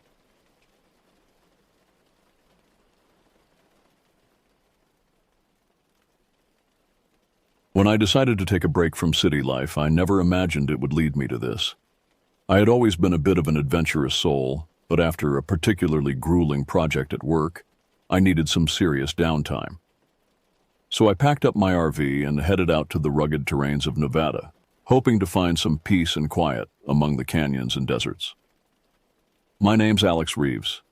I've seen my fair share of hard times, grew up in a rough neighborhood in Detroit, worked my way through college, and carved out a decent career for myself as a software engineer in San Francisco. But stress has a way of creeping up on you, no matter how tough you think you are. That's why this trip was supposed to be my sanctuary, a chance to recharge away from the chaos of daily life. The campsite I chose was about as remote as you could get without falling off the map entirely. A small, tucked-away corner of Great Basin National Park, known more for its ancient bristlecone pines and solitude than for human activity. It was perfect, or so I thought. I arrived just before noon, the sun high and relentless in the clear blue sky. The landscape was a breathtaking array of browns and greens, with towering limestone cliffs and deep, winding canyons that seemed to stretch forever. I parked the RV in a small clearing, the only signs of civilization being a narrow dirt road that led back to the highway and a weathered old sign warning travelers about the rugged terrain. After setting up camp, I decided to explore a bit. There was a narrow path leading into one of the nearby canyons that looked intriguing. I grabbed my backpack, stuffed it with water, snacks, and my trusty map, and set off. The silence was almost eerie, broken only by the occasional rustle of wind or distant call of a bird. It was peaceful, though, in a way that the city could never be. The canyon was even more impressive up close. The walls soared high above, creating a cool shaded pathway that felt like a secret world hidden away from the rest of the earth. I wandered for hours, completely losing track of time, captivated by the natural beauty and the sense of isolation. As the afternoon wore on, I found myself deeper in the canyon than I had planned. The light began to fade, and with it, the temperature dropped. I decided it was time to head back. But that's when I realized I wasn't entirely sure which way back was. The twists and turns of the canyon had disoriented me, and my map wasn't much help without clear landmarks. Trying not to panic, I retraced my steps as best I could. Every corner looked the same, every rock and bush blending into the next. I cursed under my breath, frustration mounting. Just as I was beginning to seriously worry, I saw it. A flicker of movement out of the corner of my eye. At first, I thought it might be a trick of the light or maybe an animal, but then I saw it again, clearer this time. A person, moving quickly through the shadows up ahead. Relief washed over me. Maybe they could help me find my way back. "Hey!" I called out, picking up my pace to catch up. "Hey, wait up!" The figure stopped and turned, and I saw him for the first time. He was a tall man, rugged and wiry, dressed in worn-out clothes that looked like they'd seen better days. His face was gaunt, with a scruffy beard and eyes that seemed to pierce right through you. There was something unsettling about him, but I pushed the thought aside. Right now, I needed directions more than I needed to worry about making friends. "Can you help me?" I asked, a bit breathless as I reached him. "I'm lost, trying to get back to the main campsite." He stared at me for a long moment, his expression unreadable. Then, without a word, he turned and started walking, motioning for me to follow. I hesitated but decided to trust him. What choice did I have? We walked in silence, the canyon walls seeming to close in around us as the light continued to fade. The man's pace was brisk, almost hurried, and I had to struggle to keep up. Something about his demeanor set me on edge, but I couldn't pinpoint what it was. After what felt like an eternity, we emerged into a wider section of the canyon, where the setting sun cast long shadows across the ground. The man stopped abruptly, turning to face me. His eyes glinted in the dim light, and for the first time I noticed the knife at his belt. "What's your name?" he asked, his voice rough and low. "Alex," I replied, trying to keep my voice steady. "Thanks for helping me out. I really appreciate it." He nodded slowly, but there was no warmth in his eyes. "You shouldn't be out here alone, Alex. Dangerous place." I swallowed hard, the unease growing stronger. Yeah, I guess I didn't think it through. Just needed some time away, you know? He took a step closer, and I instinctively took a step back. Time away from what? Work? Life? Everything, I said, forcing a smile. Figured the middle of nowhere was a good place to clear my head. He smiled then, but it didn't reach his eyes. Middle of nowhere is where people disappear, Alex. Nobody hears them scream out here. My heart pounded in my chest. Look, I really should get back to my RV. It's getting late. He shook his head, his smile widening. Not tonight. Before I could react, he lunged at me, the knife flashing in the dying light. I barely managed to dodge, stumbling backward and falling hard against the rocky ground. Pain shot through my arm, but adrenaline kicked in and I scrambled to my feet, instinctively reaching for a rock to defend myself. "Stay away from me," I shouted, brandishing the rock like a makeshift weapon. The man laughed, a chilling sound that echoed off the canyon walls. "You're not getting out of here alive, Alex. Nobody does." He lunged again, and this time I wasn't quick enough. The knife slashed across my arm, a searing pain that brought tears to my eyes. But I fought back, swinging the rock with all my might and connecting with his head. He staggered, dazed, and I took the opportunity to run. I didn't look back, just ran as fast as I could, my heart pounding, blood dripping from my arm. The narrow canyon walls seemed to close in around me, and I felt like I was being swallowed by the earth itself. I could hear his footsteps behind me, relentless, and the sound of his laughter growing louder. I turned a corner and saw a small crevice in the rock, just big enough for me to squeeze through. Without thinking, I dove into it, wedging myself into the narrow space and praying he wouldn't find me. The footsteps grew closer, then stopped. His voice echoed through the canyon. "You can't hide forever." I held my breath, the pain in my arm throbbing in time with my heartbeat. Minutes passed, each one feeling like an eternity, until finally I heard his footsteps retreat. I waited longer still, until the canyon was silent once more. When I was sure he was gone, I crawled out of the crevice, my body aching and my mind racing. I had to get back to the RV, had to get help. I stumbled through the canyon, every shadow making me jump, every sound sending a spike of fear through me. But I kept going, driven by sheer willpower and the desperate need to survive. It was nearly dawn by the time I finally saw it, the glint of metal in the early light, the shape of my RV parked in the clearing. I staggered towards it, my vision blurring, my strength nearly gone. I fumbled for the keys, hands shaking, and collapsed into the driver's seat. I didn't waste any time. I started the engine and floored it, the RV lurching forward with a roar. As I sped down the dirt road, leaving the canyon and the nightmare behind, I glanced in the rearview mirror and saw him standing there, watching me go.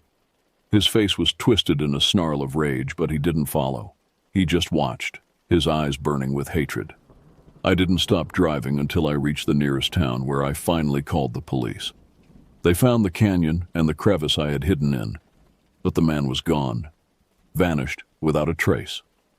They took my statement, and I gave them all the details I could remember, but it felt like a blur, a twisted, surreal nightmare that I could barely believe had happened, but it had. The scars on my arm were proof enough, and the memory of his cold, piercing eyes would haunt me forever. Life went on, as it always does. I went back to work, tried to get back to some semblance of normalcy. But there were nights when I couldn't sleep, when the silence felt too much like the canyon, and the darkness seemed to close in around me. I didn't go camping again, not for a long time, and when I did, it was never alone. I've never told anyone the full story until now. Part of me still can't believe it happened, but it did, and I'll never forget that man's face, or the sound of his laughter echoing through the canyon. As I sit here years later, I can't help but wonder about that man. Who was he? What drove him to such madness? And how many others might have fallen victim to his twisted game in that remote wilderness? The questions haunt me, but I know I'll never have the answers. Sometimes, when the city feels too crowded and I long for open spaces, I remember that night. The terror, yes, but also the raw, primal feeling of fighting for survival. It changed me in ways I'm still discovering. I'm more cautious now, more aware of the darkness that can lurk in seemingly peaceful places. But I'm also stronger, more resilient. I survived something I never thought I could, and that knowledge gives me strength. I still love nature, still feel the call of the wild, but now I approach it with respect, with caution, and with the understanding that beauty and danger often go hand in hand. My experience in that canyon was a stark reminder of our vulnerability in the face of nature's indifference and human cruelty. As I finish writing this, I realize that sharing this story has been cathartic. It's no longer a secret I carry alone, but a testament to human resilience and the will to survive. And maybe, just maybe, it will serve as a warning to others. To appreciate the beauty of the wilderness, yes, but to never underestimate its dangers, both natural and human. The scars on my arm have faded, but the memories remain vivid. They're a part of me now, a chapter in my life that I never asked for, but one that has shaped who I am. And as I look out my window at the bustling city streets, I can't help but feel a mix of gratitude and unease.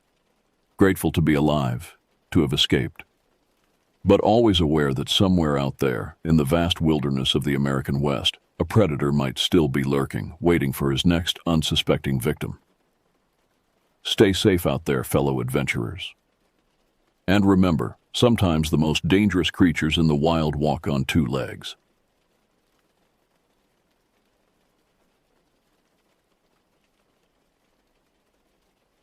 I never thought I'd be the one to tell this story. Hell, I never thought I'd live to tell it.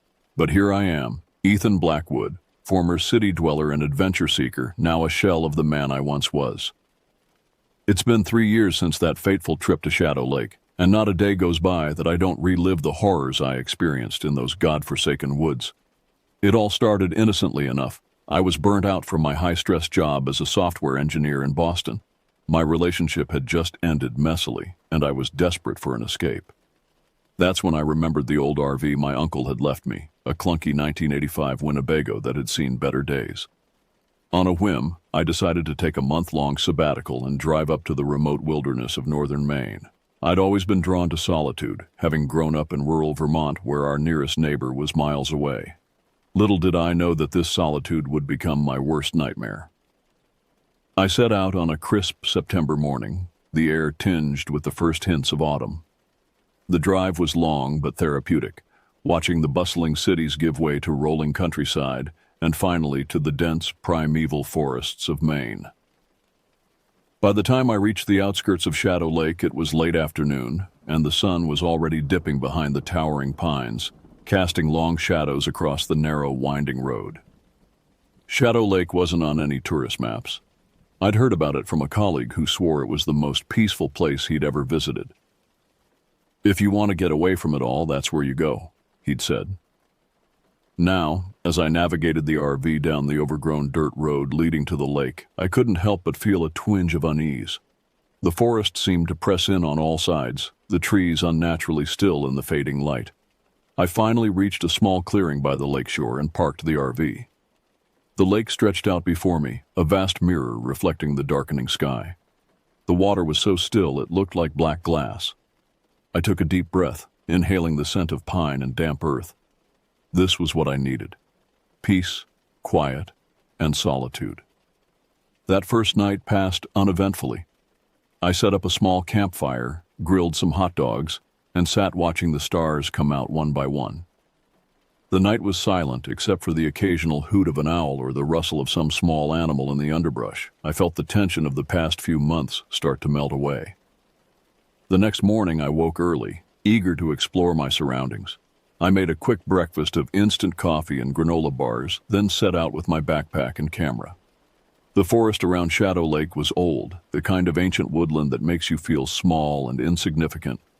Massive pines towered overhead, their branches blocking out much of the sky. The forest floor was a thick carpet of pine needles and moss, punctuated by granite boulders left behind by long-ago glaciers. As I hiked, I couldn't shake the feeling that something was off. The forest was too quiet. There were no bird calls, no chattering squirrels, none of the usual sounds you'd expect in the woods.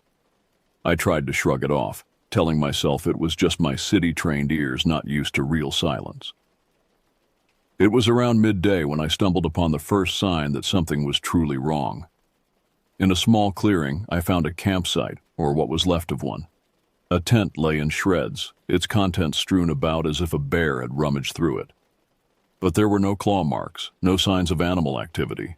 It looked more like someone had taken a knife and methodically sliced the tent to ribbons. I approached cautiously, my heart pounding. "Hello?" I called out.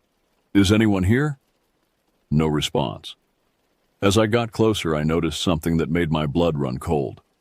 There were drag marks in the dirt, leading away from the tent and into the dense underbrush. And those marks, they looked disturbingly like someone had been pulled away against their will. I should have left right then, should have run back to my RV and driven away as fast as I could. But curiosity, that damned human trait that's both our greatest strength and our fatal flaw, got the better of me. I decided to follow the drag marks, just for a little while, to see if I could figure out what had happened. The trail led me deeper into the forest, to areas where the trees grew so close together that I had to squeeze between them. The light grew dimmer, filtered through layers of leaves and needles. And then I heard it, a sound that still haunts my nightmares. It was a whisper, so faint at first that I thought I was imagining it. But as I pressed on, it grew louder. Not one whisper, but many, overlapping and intertwining. They seemed to come from everywhere and nowhere at once. I couldn't make out words, just a sibilant hissing that made the hair on the back of my neck stand up. Panic started to set in. I turned to go back the way I'd come, but in my fear and confusion, I'd lost track of the path. Every direction looked the same, just endless trees and shadows. The whispers grew louder, more insistent. They seemed to be all around me now, pressing in like a physical force. I started to run, crashing through the underbrush, branches whipping at my face. I had no idea where I was going. I just knew I had to get away from those terrible whispers. But no matter how fast I ran, they seemed to keep pace, always just behind me, always just out of sight. As I ran, the forest seemed to change. The trees looked wrong. Their bark was darker, almost black, and seemed to pulse with an inner light. The branches reached out like grasping fingers, trying to snag my clothes and hair. And the ground. God, the ground began to feel soft and yielding, like I was running across a gigantic sponge. I don't know how long I ran. It could have been minutes or hours. Time seemed to lose all meaning in that nightmarish forest. Finally, my foot caught on a root and I went down hard, the breath knocked out of me. As I lay there gasping for air, the whispers surrounded me, growing louder and more distinct. "Join us," they seemed to say. "Become one with the forest. Give yourself to the shadows." I scrambled to my feet, my eyes darting around wildly, and that's when I saw them. Shapes moving in the shadows between the trees. They were vaguely humanoid, but wrong in ways I can't fully describe. Too tall, too thin, with limbs that bent at impossible angles. And their faces? Where there should have been faces, there were only swirling patterns of darkness. One of the creatures stepped forward, its movements fluid and unnatural. It reached out a long, spindly arm towards me, fingers elongating like tendrils of smoke. I felt a scream building in my throat, but before I could release it, everything went black. I woke up back in my RV, drenched in sweat and shaking uncontrollably. Sunlight was streaming through the windows, and for a moment, I thought it had all been a terrible nightmare. But then I noticed the scratches on my arms, the tears in my clothes, and the pine needles in my hair. It had been real. All of it. I started the RV with shaking hands and peeled out of that clearing like the hounds of hell were after me. As I drove, I kept glancing in the rearview mirror, half expecting to see those shadowy figures emerging from the trees. But there was nothing, just the road and the endless forest. It's been 3 years since that day, and I've never gone back to Shadow Lake. I've tried to convince myself that what I experienced was some kind of hallucination, maybe brought on by stress or some toxic plant I accidentally ingested. But deep down, I know the truth. There's something in those woods, something ancient and malevolent, something that whispers in the shadows and preys on the unwary.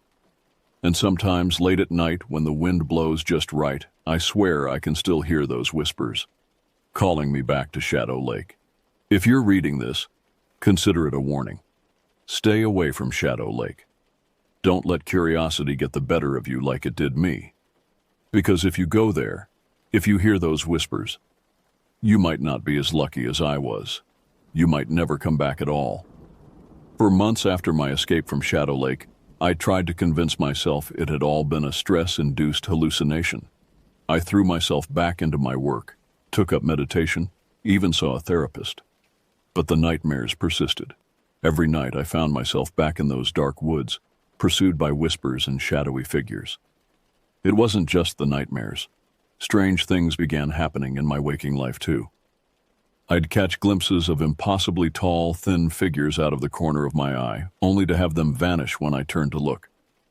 The shadows in my apartment seemed deeper, more alive somehow. And always, there was the faint sound of whispering just at the edge of hearing. I knew I was losing my grip on reality. I had to know the truth, had to prove to myself one way or another that what I'd experienced was real. So against every instinct screaming at me to run and never look back, I decided to return to Shadow Lake. This time, I went prepared. I bought a high-end GPS device, a satellite phone, and enough supplies to last a week. I also brought a handgun. Not that I thought it would do much good against whatever was out there, but it made me feel a little safer. As I drove back up to Maine, a sense of dread settled over me like a heavy blanket. The closer I got to Shadow Lake, the more oppressive the atmosphere became. The sky seemed to darken, the air grew thick and heavy, and that eerie silence I remembered from before descended once again. I arrived at the lake just before sunset. Everything looked exactly as I remembered it. The glassy surface of the water, the dense forest pressing in on all sides.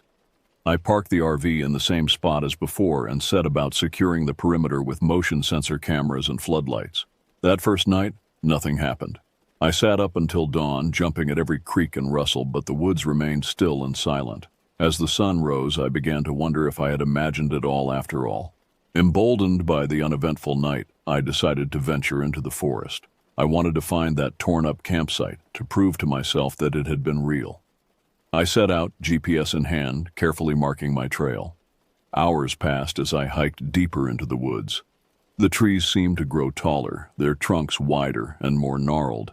The canopy overhead became so thick that it was like twilight on the forest floor, even though my watch told me it was midday. And then I found it. The clearing with the shredded tent. It was exactly as I remembered, down to the drag marks leading into the underbrush. My heart pounded as I realized that it hadn't been a hallucination.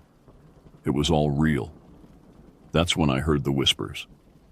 They started soft, just like before. A susurration that could have been the wind in the leaves. But they grew louder, more insistent. I turned to run, but the forest had changed around me. The trees were closer together, their bark black and pulsing with that eerie inner light. I checked my GPS, trying to retrace my steps, but the screen was a jumble of nonsensical symbols. In my panic, I dropped it, the device disappearing into the spongy forest floor. The whispers were all around me now, no longer indistinct but terrifyingly clear. "You came back," they said. "We knew you would. No one escapes Shadow Lake forever." I ran, crashing through the underbrush, branches tearing at my clothes and skin. but no matter which way I turned, I couldn't find my way out. The forest had become a labyrinth, and I was hopelessly lost. Night fell, plunging the woods into an impenetrable darkness. My flashlight flickered and died, leaving me blind and terrified. I could hear movement all around me, the rustling of leaves, the snapping of twigs, and always those horrible whispers. In desperation, I fired my gun into the air, hoping the sound might scare away whatever was out there. The gunshot echoed through the trees, and for a moment, everything went silent. Then, slowly, a pale phosphorescent glow began to emanate from the trees themselves. In that ghostly light I saw them, the shadow creatures. They emerged from behind trees, oozed up from the ground, coalesced from the very air itself. Dozens of them, surrounding me on all sides.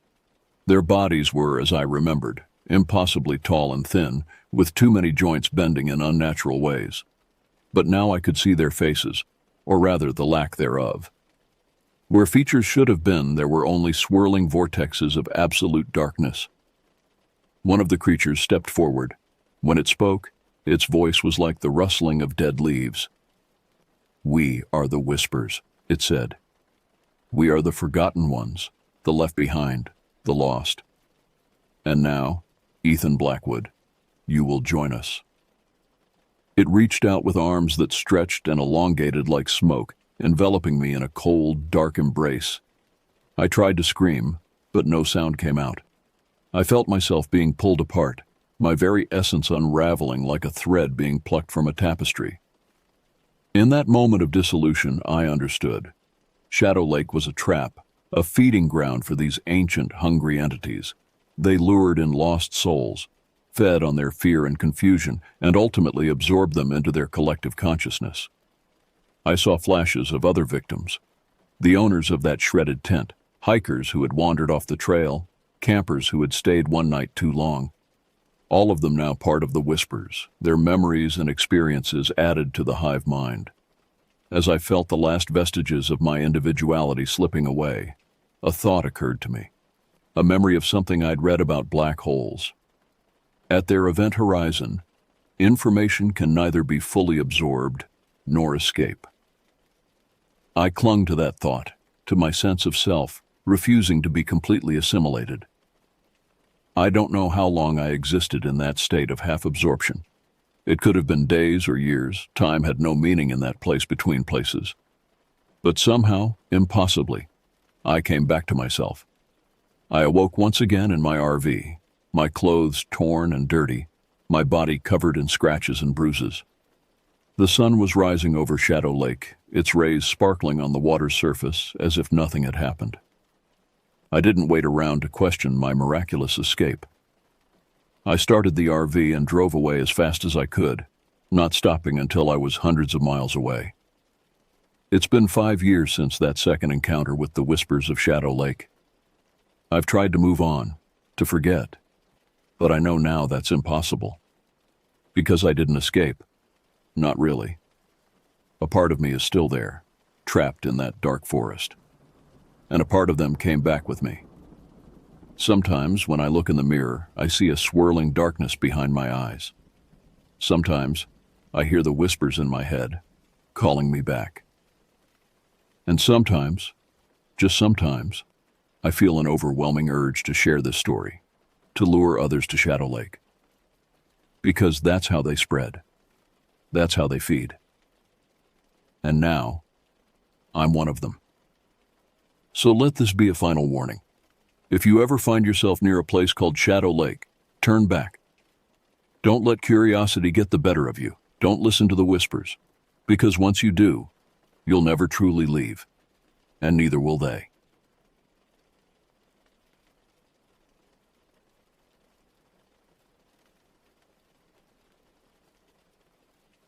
It was the summer of 2022. I had just graduated from college with my degree in environmental science, and before diving headfirst into the corporate world at my new consulting firm, I craved one final taste of freedom. The idea came to me during finals week, a solo backpacking trip through the Catskill Mountains. 7 days of solitude to clear my head and prepare for the next chapter of my life. Growing up in the Adirondacks had made me comfortable with wilderness survival. My father had taught me to read weather patterns, identify edible plants, and navigate by compass when GPS failed. I'd spent countless weekends on multi-day hiking trips, so the prospect of a week alone in the mountains didn't faze me. If anything, I welcomed the challenge and the peace that came with complete isolation from the digital noise of modern life. I spent weeks planning the route, studying topographical maps, and calculating food portions down to the calorie. My pack was loaded with everything I needed: a lightweight 2-person tent that would give me room to spread out, a sleeping bag rated for temperatures down to 20 degrees, water purification tablets, first aid supplies, and enough dehydrated meals to last 8 days, just in case weather or trail conditions forced me to extend my stay. The drive up to the trailhead took 3 hours from my apartment in Albany. I'd chosen a less popular section of the Catskill Park, one that attracted fewer weekend warriors and offered genuine backcountry experience. The parking area held only 2 other vehicles when I arrived at dawn. Their owners already departed on their own adventures. I shouldered my 40-pound pack and set off into the morning mist, feeling that familiar surge of excitement that came with stepping away from civilization. The trail began gradually, winding through dense hardwood forest where shafts of golden sunlight filtered through the canopy. Birds called from invisible perches, wood thrushes, scarlet tanagers, and the distant drumming of a pileated woodpecker echoing off the trees. The first day's hike covered 8 miles through relatively flat terrain, following an old logging road that had been reclaimed by nature decades ago. Ferns carpeted the forest floor, and I spotted several deer grazing in small clearings. Everything felt exactly as it should: peaceful, wild, and rejuvenating. I made camp that evening beside a small stream, the sound of running water providing a natural soundtrack as I set up my tent and prepared dinner. The freeze-dried beef stew tasted better than it had any right to after a full day of hiking. I sat by my small campfire as darkness settled over the forest, watching sparks drift upward to join the stars emerging between the branches. That first night, I slept deeply and dreamlessly, lulled by the creek's gentle murmur and the occasional hoot of a barred owl somewhere in the distance. Morning came crisp and clear, with dew beating on my tent fly, and the air carrying the earthy smell of rich soil and decomposing leaves. The second day brought me deeper into the mountains, climbing steadily along a ridge trail that offered occasional glimpses of the valleys below. The weather remained perfect, sunny but not too hot, with a light breeze that kept the mosquitoes at bay. I felt strong and confident, making good time and enjoying the rhythmic meditation of putting one foot in front of the other. It was around midday when I first noticed something had changed. The realization crept up on me gradually, like a shadow lengthening across my consciousness. The forest had grown quiet, not the peaceful quiet of early morning or the expectant hush before a storm, but an unnatural silence that made my skin crawl. Birds that had been calling constantly since dawn had simply stopped. No chipmunks chattered in the underbrush. Even the insects seemed muted, their usual drone reduced to an occasional half-hearted buzz. I paused on the trail, straining my ears for any sound of life, but heard only my own breathing and the whisper of wind through the leaves. I told myself it was normal. Forests went through cycles of activity and rest. Maybe a hawk was hunting nearby, keeping smaller animals hidden and silent. Maybe I'd simply grown more attuned to the subtle rhythms of wilderness after a day of solitude. But the rational explanations felt hollow, unable to dispel the growing unease that gnawed at my gut. The few other hikers I encountered that day reinforced my discomfort. Where yesterday I'd exchanged friendly greetings and brief conversations about trail conditions with fellow backpackers, today the people I met seemed hurried and distracted. They avoided eye contact, responding to my hellos with curt nods before quickening their pace. One couple I met around 3 in the afternoon particularly unsettled me. They were heading downhill, moving fast with their gear hastily stuffed into their packs. The woman kept glancing over her shoulder, and when I asked if they'd seen any good campsites ahead, the man just shook his head and muttered something about getting back to their car before dark. They'd planned to stay out for 3 more days, but something had changed their minds. As I continued climbing, I found myself looking over my shoulder more frequently. The silence pressed against my eardrums like water. Even my own footsteps seemed unnaturally loud, each scuff of boot against rock echoing strangely in the still air. The trees closed in around the trail, their branches forming a green tunnel that blocked most of the afternoon sun. I tried to shake off the creeping paranoia by focusing on the physical demands of the hike. The trail had grown steeper, requiring more concentration to navigate rocky sections and route-crossed paths. My legs burned pleasantly, and sweat stung my eyes despite the cooler temperatures under the canopy. But the feeling of being watched wouldn't leave me alone. Several times I stopped and turned around, scanning the forest for any sign of movement or the flash of clothing between the trees. Nothing. Just endless green shadows and the motionless columns of tree trunks receding into darkness. By evening, when I reached my planned campsite, a small clearing beside another creek, my nerves were stretched taut as guitar strings. I went through my routine mechanically, setting up the tent, filtering water, preparing dinner. But every small sound made me freeze and listen. The snap of a twig could have been a footstep. The rustle of leaves might have hidden approaching footfalls. Darkness fell earlier in the dense forest, and I found myself reluctant to build a fire. The flames would illuminate me while leaving everything beyond the circle of light hidden in impenetrable black. Instead, I retreated to my tent as soon as I'd eaten, zipping myself inside the thin nylon barrier that provided more psychological comfort than actual protection. I lay awake for hours, listening to the night sounds that slowly returned as if the forest were cautiously resuming its normal activities.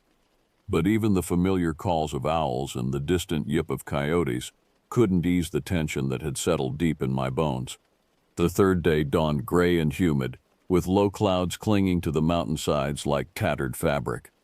The oppressive atmosphere matched my mood as I broke camp and continued climbing toward the higher elevations. My planned route would take me up to a ridge where I could follow the spine of the mountain for several miles, enjoying views of the surrounding peaks.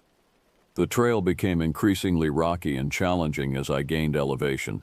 Ancient glacial activity had left the mountainside strewn with boulders the size of houses, creating a maze of stone passages and natural caves.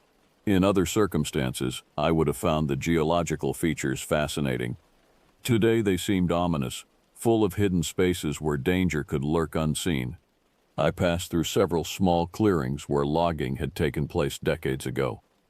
Young trees struggled to reclaim the spaces, creating tangled thickets that reduced visibility to just a few yards in any direction. The silence from the previous day had deepened, if that were possible.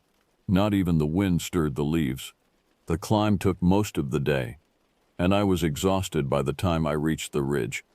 My legs shook from the sustained effort, and my shirt clung to my back with sweat despite the cool, damp air. But the views from up there were spectacular, stretching for miles across a sea of green mountains that rolled away to the horizon like frozen waves. I found a level spot about 50 yards from the main trail, nestled among some large boulders that would provide windbreak and privacy. The location offered commanding views of the valleys on both sides of the ridge, making it impossible for anyone to approach without being seen. The tactical advantage gave me some comfort as I set up camp. As twilight approached, I prepared a simple meal of pasta and dried vegetables, eating while watching the last light fade from the distant peaks. Stars began to emerge in the clear patches between the clouds, and for the first time in 2 days, I felt some of my tension ease. Up here above the claustrophobic forest, I could see for miles in every direction. Nothing could approach undetected. I was wrong. I'd been asleep for perhaps 2 hours when the attack began. The violent shaking started without warning, my tent poles bending and flexing as if caught in hurricane-force winds. But there was no wind. The night air hung still and heavy around my collapsing shelter. I fought my way out of my sleeping bag as the tent fabric pressed down on me, the aluminum poles groaning under some invisible force. Panic flooded my system as I struggled with the zipper, my fingers clumsy with terror. The shaking intensified, accompanied by a sound like massive hands clapping just inches from my ears. Finally, I managed to tear open the tent entrance and tumble outside, expecting to confront whatever was destroying my camp. But the ridge was empty. Moonlight bathed the rocky landscape in silver, revealing nothing but scattered boulders and the twisted silhouettes of stunted trees. The night was perfectly calm. Behind me, my tent had collapsed completely. The poles were bent into impossible shapes, twisted like pretzels, yet the fabric showed no tears or damage. It looked as if some tremendous force had grabbed the entire structure and wrung it like a wet towel. But only the frame had been affected. I stood there in my underwear and hiking boots, shivering in the cool mountain air, trying to process what had just happened. No animal could have caused that kind of selective damage. No wind could have bent aluminum that way while leaving the tent fabric untouched. And I had heard no sound of approach, seen no sign of any presence on the exposed ridge. The rational part of my mind searched for explanations. Maybe I'd set up the tent improperly, and the poles had failed under stress. Maybe I'd been dreaming, and the collapse had been caused by some manufacturing defect. But the evidence of my senses told a different story. Something had attacked my camp with deliberate, focused violence. I spent the rest of the night huddled against a boulder, wrapped in my sleeping bag, and watching the darkness for any sign of movement. My destroyed tent lay in a heap beside me like the corpse of some strange animal. Every shadow seemed to hide a threat.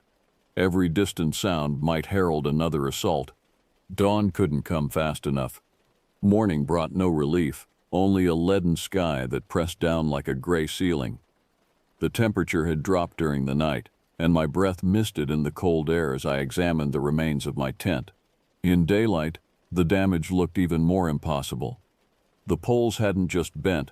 They'd been twisted into complex spirals and loops, as if shaped by invisible hands of incredible strength. I salvaged what I could from the wreckage, stuffing the twisted metal and torn fabric into my pack. Without shelter, I needed to reach the trail shelter I'd marked on my map, still 6 miles down the mountain. The structure would provide basic protection from the elements and maybe some psychological comfort. Surely nothing would dare approach such an obviously human-made refuge. The descent proved treacherous on legs still weak from the previous night's terror. The trail wound through dense forest, crossing several stream beds where recent rains had made the rocks slippery and unstable. Dark clouds gathered overhead, promising more rain before the day ended. As I hiked, I found myself constantly looking back over my shoulder. The feeling of being followed had returned stronger than ever, but whenever I stopped and turned around, the trail behind me stretched empty through the green tunnel of trees.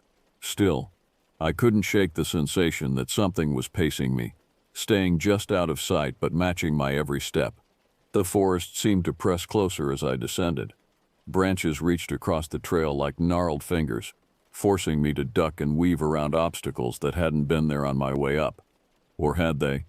Fear and exhaustion were playing tricks with my perception, making the familiar seem alien and threatening. Around midday, the first fat raindrops began to fall, pattering against the leaves overhead before finding their way down to soak my clothing. I picked up my pace, eager to reach the shelter before the storm hit in earnest. According to my map, the structure should be just ahead, tucked into a small clearing beside a reliable water source. I smelled it before I saw it. The stench hit me like a physical blow. Rotten meat, burned hair, and something else underneath that I couldn't identify but that made my stomach lurch violently. I pressed my sleeve against my nose and mouth, breathing through the fabric as I approached the clearing where the shelter should have been. The three-sided lean-to structure was still there, but it had been transformed into something from a nightmare. The wooden walls, once smooth and weathered to a pleasant gray, were now covered in dark stains that looked suspiciously like dried blood. Scratch marks gouged the timber in parallel lines, as if massive claws had raked across the surface again and again. But the marks were wrong. They were too high up on the walls, too widely spaced to have been made by any animal that belonged in these mountains. Bears might scratch trees to mark territory, but these gouges suggested something much larger, something that could stand upright and reach 8 feet off the ground. The floor of the shelter was littered with debris that made my skin crawl. Scraps of clothing, too dirty and stained to identify their original colors, lay scattered among what looked like animal bones. But some of those bones were too large, too strangely shaped. And in the center of it all, the fire pit had been filled with a pile of charred remains that I didn't want to examine too closely. The smell was overwhelming. I backed away from the shelter, my eyes watering and my stomach threatening to empty itself. This place had been desecrated, turned from a refuge into something obscene and threatening. Whatever had done this wasn't just dangerous.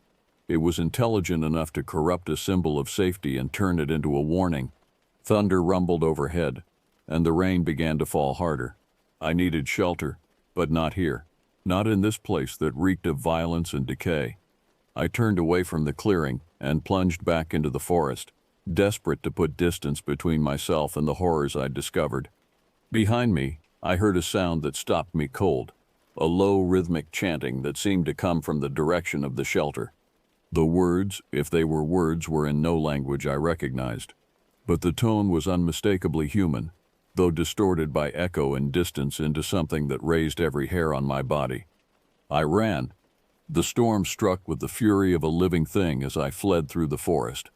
Rain hammered down through the canopy, turning the trail into a treacherous stream of mud and loose rocks. Lightning split the sky in jagged forks, followed by thunder that seemed to shake the mountain itself. But even the violence of the weather couldn't drown out the sound that pursued me, footsteps crashing through the underbrush, keeping pace with my panicked flight. I slipped and slid down the mountainside, my pack bouncing against my back with each jarring step. Branches whipped across my face, leaving stinging welts, but I didn't dare slow down. Behind me, something large was moving through the forest with purpose and intelligence, no longer bothering to hide its presence. The trail became a creek as runoff from the storm carved new channels through the earth. I splashed through ankle-deep water, my boots losing traction on the slick rocks beneath. My lungs burned from the sustained effort, but terror drove me forward when exhaustion should have dropped me to my knees. A massive crack of thunder split the air directly overhead, so loud it felt like a physical blow. In the brilliant flash of lightning that followed, I caught a glimpse of my pursuer. The figure was human in shape, but wrong in proportion. Too tall, too broad across the shoulders, moving with an unnatural gait that covered ground faster than should have been possible. But what terrified me most was the realization that it wasn't alone. Other shapes flitted between the trees, coordinating their movements like a pack of predators driving prey toward a predetermined kill zone. They were herding me, forcing me away from the main trail and deeper into the wild heart of the mountain. I veered left, crashing through a thicket of mountain laurel that tore at my clothing and skin. The alternative route might be more dangerous, but at least it was my choice rather than theirs. Behind me, I heard voices calling to each other, human voices speaking words I couldn't understand, communicating in quick guttural bursts that suggested military training or long practice hunting together. The realization that I was being stalked by other people rather than wild animals should have been comforting. Humans could be reasoned with, bargained with, escaped from using intelligence and strategy. But these weren't normal people. Normal people didn't desecrate trail shelters or coordinate pack hunts in the middle of a thunderstorm. Whatever I'd stumbled into, these were predators who had chosen to abandon civilization and embrace something far darker. I burst from the laurel thicket into a narrow ravine carved by centuries of runoff. The walls rose steeply on both sides, channeling the storm water into a raging torrent that I'd have to cross or follow. Either choice would make me visible and vulnerable, but staying in the ravine felt like stepping into a trap. Above me, voices called from the rim of the ravine. They'd found my trail and were positioning themselves to cut off potential escape routes. One voice rose above the others, deeper, more commanding, clearly the leader of this nightmare pack. The tone carried the confidence of someone who had done this before, who knew the mountain's geography well enough to predict where a panicked victim would run. I chose to follow the ravine downstream, hoping to find a place where the walls lowered enough for me to climb out. The rushing water soaked me to the knees, and the current threatened to sweep me off my feet with each step, but it was better than trying to cross the torrent or climbing the exposed walls under the eyes of my hunters. Lightning continued to strobe overhead, turning the world into a series of frozen snapshots.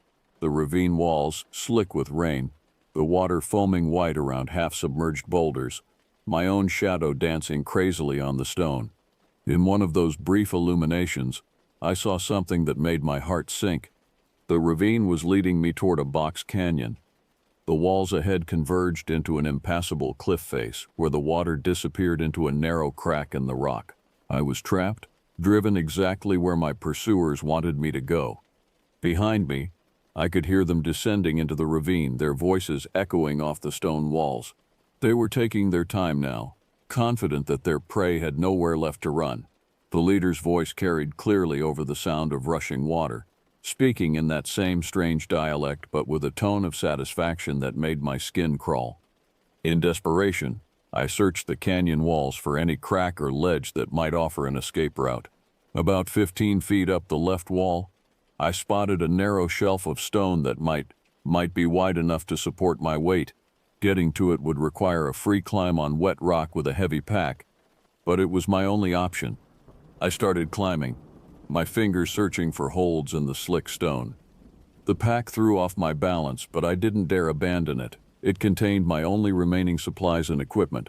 Behind me, the voices grew closer, accompanied by the splash of boots in rushing water. Halfway up to the ledge, my left hand slipped. For a terrifying moment, I hung by 3 points of contact, my full weight supported by cramping fingers and the precarious grip of my boot toe in a shallow depression. The pack pulled at my shoulders, threatening to tear me loose from the wall. Below me, a voice shouted in triumph. They'd entered the canyon and spotted me clinging to the rock face like a desperate spider. I heard the unmistakable sound of metal scraping against stone, a knife being drawn from its sheath. With a strength born of pure terror, I hauled myself up to the ledge and rolled onto the narrow shelf, just as something whistled through the air where I'd been hanging. The knife clattered off the rock wall and splashed into the water below. But my relief was short-lived. The ledge was barely wide enough for my body, and it led nowhere. I was trapped 30 feet above the canyon floor with nowhere to go but down. The ledge where I found myself was little more than a crack in the canyon wall, barely 2 feet wide and extending only about 10 yards before ending at a vertical wall. But pressed against the rock face, searching desperately for any way forward, my fingers found something unexpected, a gap in the stone just wide enough for a person to squeeze through. Cave systems weren't uncommon in this region. Limestone caverns and natural shelters had been formed over millennia by water action and geological shifts. What I discovered might be my salvation or my tomb, but staying on the exposed ledge meant certain capture by the hunters below. I could hear them discussing strategy in their harsh, clipped language. Someone was describing how to construct a rope from their clothing to climb up to my position. Time was running out. I squeezed through the gap, my pack scraping against stone, and found myself in a narrow tunnel that angled steeply upward into darkness. The air inside was cold and stale, carrying odors of earth and something else, something organic and unpleasant that I tried not to think about too deeply. Using my phone's flashlight, I could see that the tunnel opened into a larger chamber about 20 feet ahead. Behind me, voices echoed from the canyon, growing more agitated. They'd discovered my escape route. I pushed deeper into the cave system, following the tunnel, as it twisted and branched through the mountain's interior. The stone walls were slick with moisture, and in places I had to crawl on hands and knees through passages barely large enough for my body. My pack caught on every protrusion, forcing me to stop and work it free with increasingly frantic movements. The main chamber, when I finally reached it, was larger than I'd expected. A natural cathedral carved from living rock. My phone's weak light couldn't illuminate the full extent of the space, but I could sense the vast emptiness above and around me. Water dripped somewhere in the darkness, each drop echoing like a gunshot in the silence. But I wasn't alone in the cave.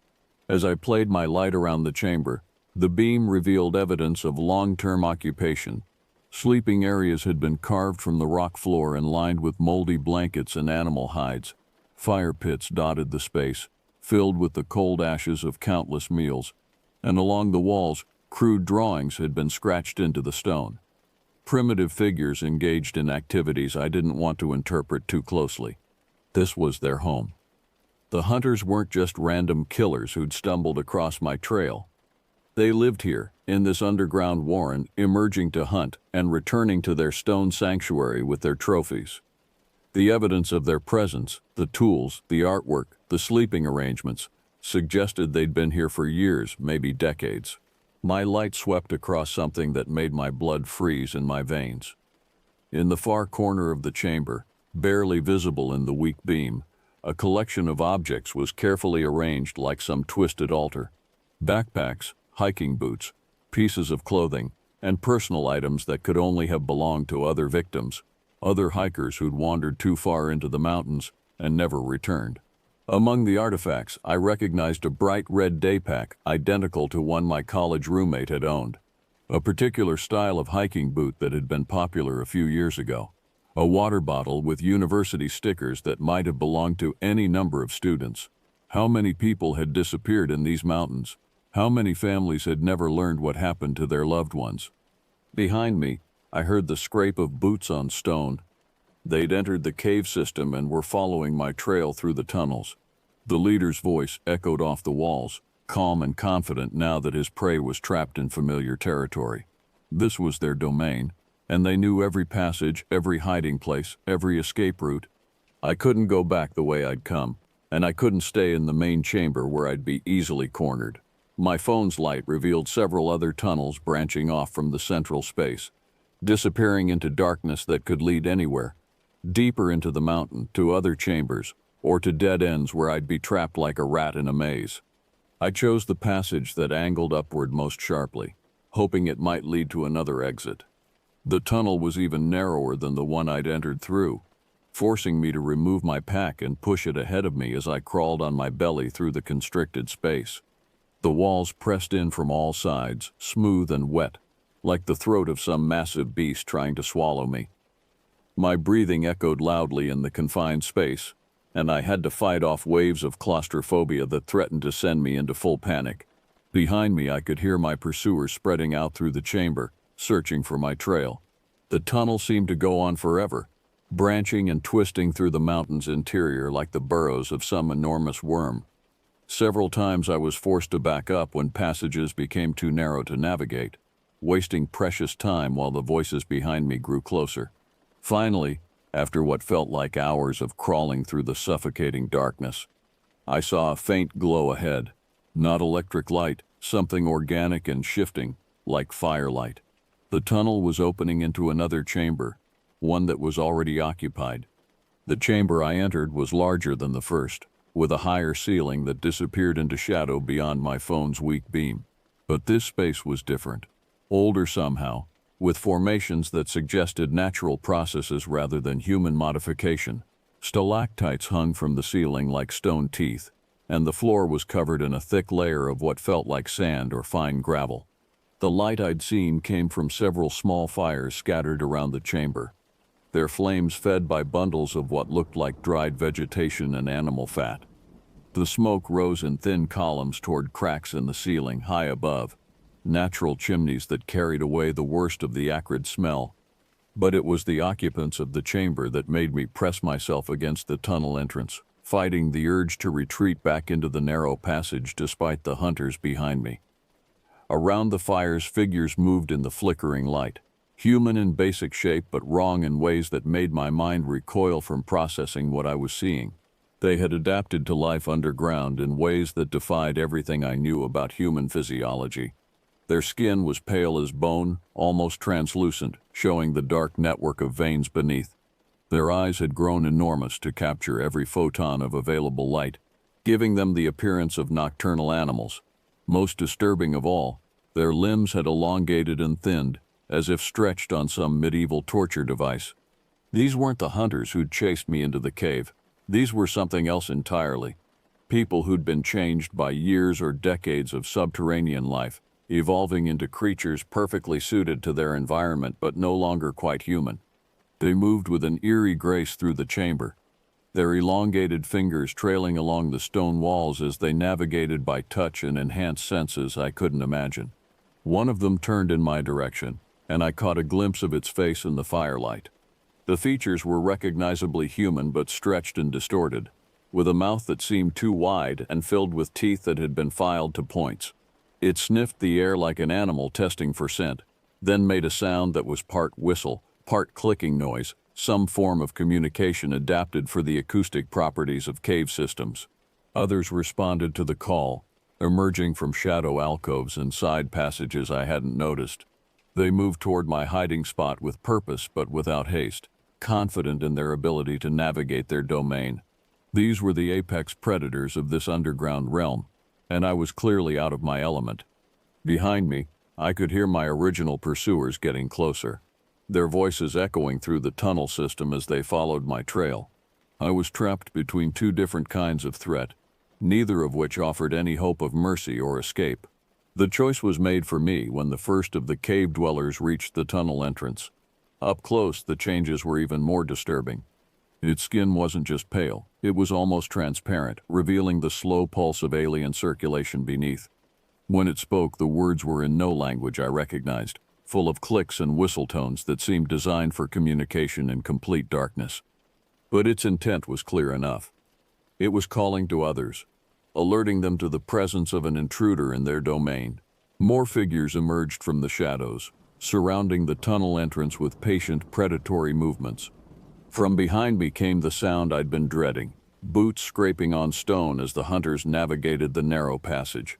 They'd found my trail and were closing in. In minutes, I'd be caught between the two groups with nowhere to run. The cave dweller closest to me reached out with one elongated hand, its fingers ending in nails that had grown into claw-like points. It didn't grab me, not yet, but the gesture was clearly a warning. Stay still. Don't resist. Accept what's coming.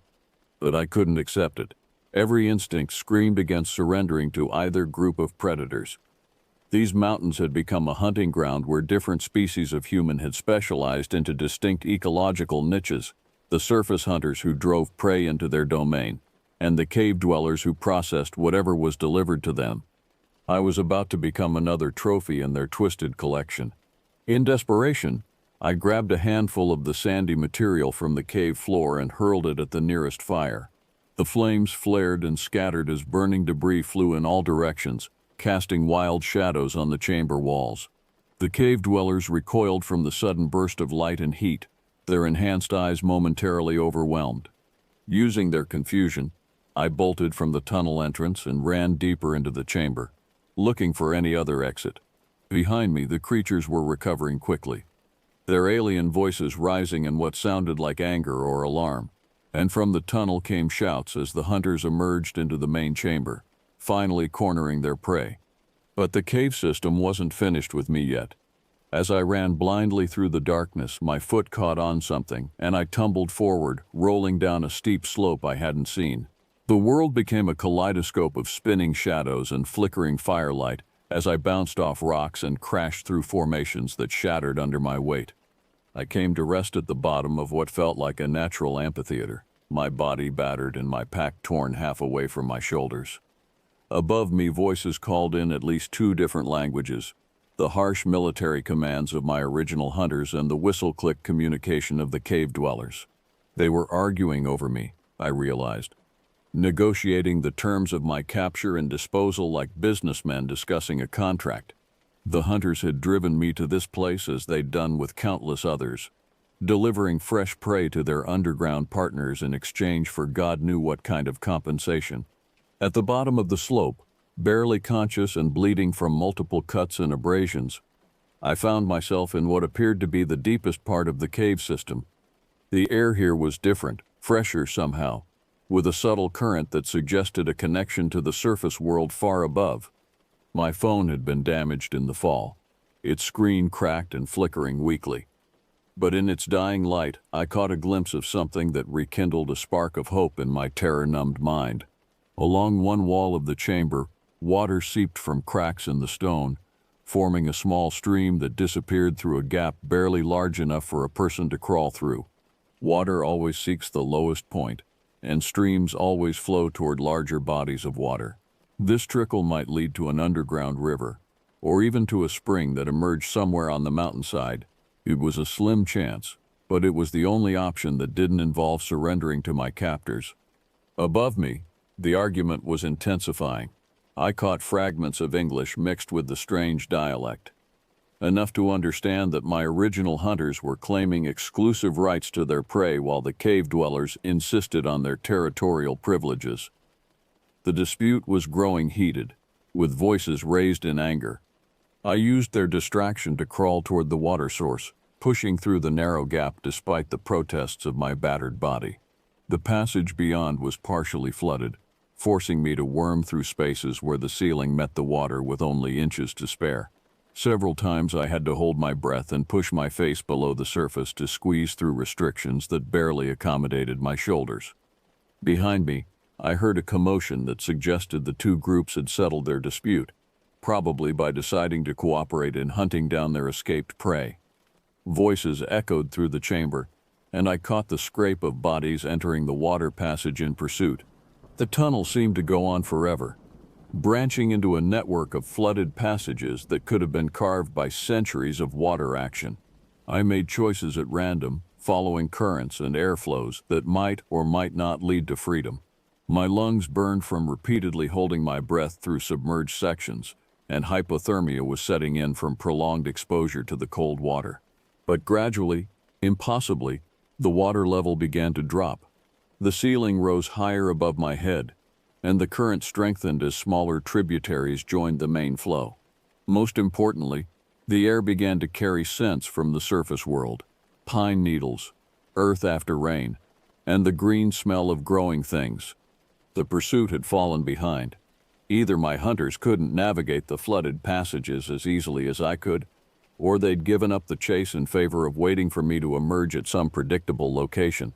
Either way, I had breathing room to follow the underground river toward what I desperately hoped would be freedom. Hours passed in a nightmare of crawling, swimming, and climbing through the intestinal passages of the mountain. My hands were raw from gripping wet stone, and my knees were bloody from scraping against sharp rock. But the air continued to freshen, and occasionally I caught glimpses of light filtering down from cracks far above. Finally, when I was on the verge of collapse, the passage opened into daylight. I emerged from a spring that bubbled up from the base of a cliff face, tumbling out of the rock like some primordial creature, being born from the mountain itself. The sun had never looked so beautiful, and the open sky felt like a benediction after the suffocating darkness of the caves. But I wasn't safe yet. I was somewhere on the mountainside, miles from any trail, with no idea which direction would lead me back to civilization. My pack was gone, along with most of my supplies and equipment. I was hypothermic, injured, and exhausted beyond the point where rational thought was possible. I forced myself to move, following the spring as it became a creek and then a stream flowing down the mountainside. Water meant civilization eventually. Farms, roads, towns built along reliable water sources. If I could just keep moving, keep following the water downstream, I might find help before my strength gave out entirely. The journey became a blur of stumbling steps and frequent rests. I lost track of time, following game trails and stream beds through forest that looked nothing like the area where I'd started my hike. The sun moved across the sky, shadows lengthened, and still I walked, driven by nothing but the primitive instinct to survive. It was nearly dark when I heard the most beautiful sound in the world, the hum of automobile traffic in the distance. I stumbled toward the sound, crashing through underbrush and struggling up a steep embankment until I reached the blessed asphalt of a two-lane highway. The first car to come along stopped immediately when the driver saw me staggering down the center line like a drunk. I must have looked like something from a horror movie, covered in mud and blood, hypothermic, babbling about hunters and caves and things that lived in the darkness beneath the mountains. They wrapped me in blankets, called for an ambulance, and asked gentle questions about what had happened. I told them I'd gotten lost hiking, fallen into a cave system, and spent days trying to find my way out. It was close enough to the truth, and it didn't require explanations that no rational person would believe. The hospital kept me for 3 days while they treated my injuries and monitored me for signs of serious exposure or head trauma. I told the same story to doctors, nurses, and eventually to a park ranger, who came to take an official report about the incident. I never mentioned the hunters or the cave dwellers or the desecrated shelter. Who would believe such a story? And even if someone did believe me, What could be done about predators who had learned to hunt in places where civilization never ventured? They offered to organize a search and rescue mission to recover my equipment and locate my original campsite. I declined, claiming that I couldn't remember exactly where I'd been when I got lost. The truth was simpler and more terrifying. I never wanted anyone else to go looking for those places. Some things were better left undisturbed in the darkness where they belonged. I returned to Albany, started my new job, and tried to rebuild some semblance of a normal life. But the mountains had changed me in ways that couldn't be healed with bandages and pain medication. I wake up every morning grateful for electric lights and locked doors and the comforting noise of civilization. Sometimes, late at night when the city is quiet, I think I can hear them calling to each other across the darkness, the hunters and the things they serve, patient and eternal in their stone kingdom beneath the mountains. They're still there, waiting for the next solo hiker who ventures too far from the marked trails. I tell myself it was all a hallucination brought on by exposure and fear. I almost believe it sometimes, but I'll never go back to those mountains to find out for sure. Some forms of knowledge are too dangerous to pursue, and some corners of the wilderness are better left unexplored. The Catskills can keep their secrets. I've learned enough about what lives in the spaces between the maps, and I have no desire to learn more.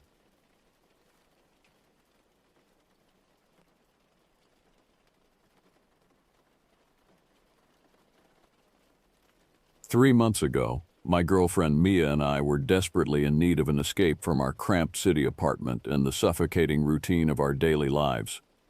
We'd been dating for 2 years, and both of us shared a love for the outdoors that our urban lifestyle rarely allowed us to indulge.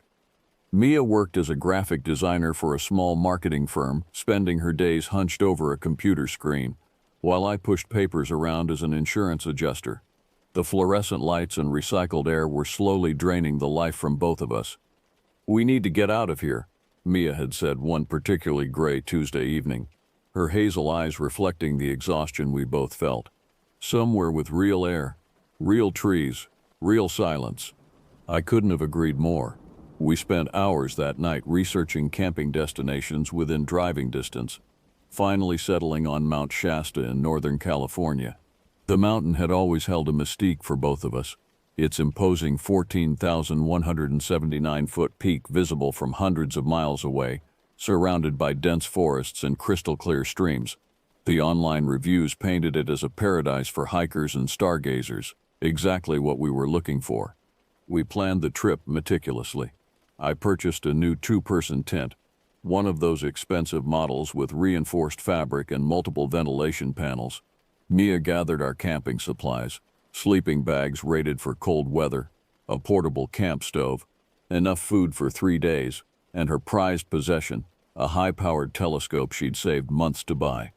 We even bought a detailed topographical map of the area, marking potential campsites with red circles. The drive up to Mount Shasta took us through winding mountain roads lined with towering pine trees that seemed to close in around our small Honda Civic as we climbed higher. The air grew thinner and cleaner with each mile, and I rolled down the windows to breathe in the crisp mountain air. Mia had her feet up on the dashboard, her dark hair whipping in the breeze as she navigated with the paper map spread across her lap. "Turn left here," she called out, pointing to a narrow dirt road that branched off from the main highway. According to this, there should be a clearing about 2 miles up this trail. The dirt road was barely wide enough for our car, branches scraping against the windows as we navigated the winding path. After what felt like an eternity of careful driving, we emerged into a beautiful circular clearing surrounded by massive Douglas fir trees. A small stream bubbled nearby, and the late afternoon sunlight filtered through the canopy in golden beams. "This is perfect," Mia breathed, already unbuckling her seatbelt and stepping out of the car. The clearing was maybe 50 yards across, carpeted with soft pine needles and dotted with smooth granite boulders. The stream was close enough that we could hear its gentle murmur, but far enough away that we wouldn't be bothered by moisture or insects. Most importantly, we seemed to be completely alone. No other cars, no signs of recent camping, just pristine wilderness. Setting up camp took us the better part of 2 hours. Partly because we kept stopping to admire our surroundings, and partly because the new tent proved more complicated than expected. The instruction manual might as well have been written in hieroglyphics, and we spent a frustrating 30 minutes trying to figure out which poles went where before finally getting the structure stable. "I think we're supposed to be engineers to set this thing up," I muttered, wiping sweat from my forehead as Mia hammered in the final stake. "At least it's up," she laughed, crawling inside to arrange our sleeping bags. "And look at this space, we could host a dinner party in here." She was right.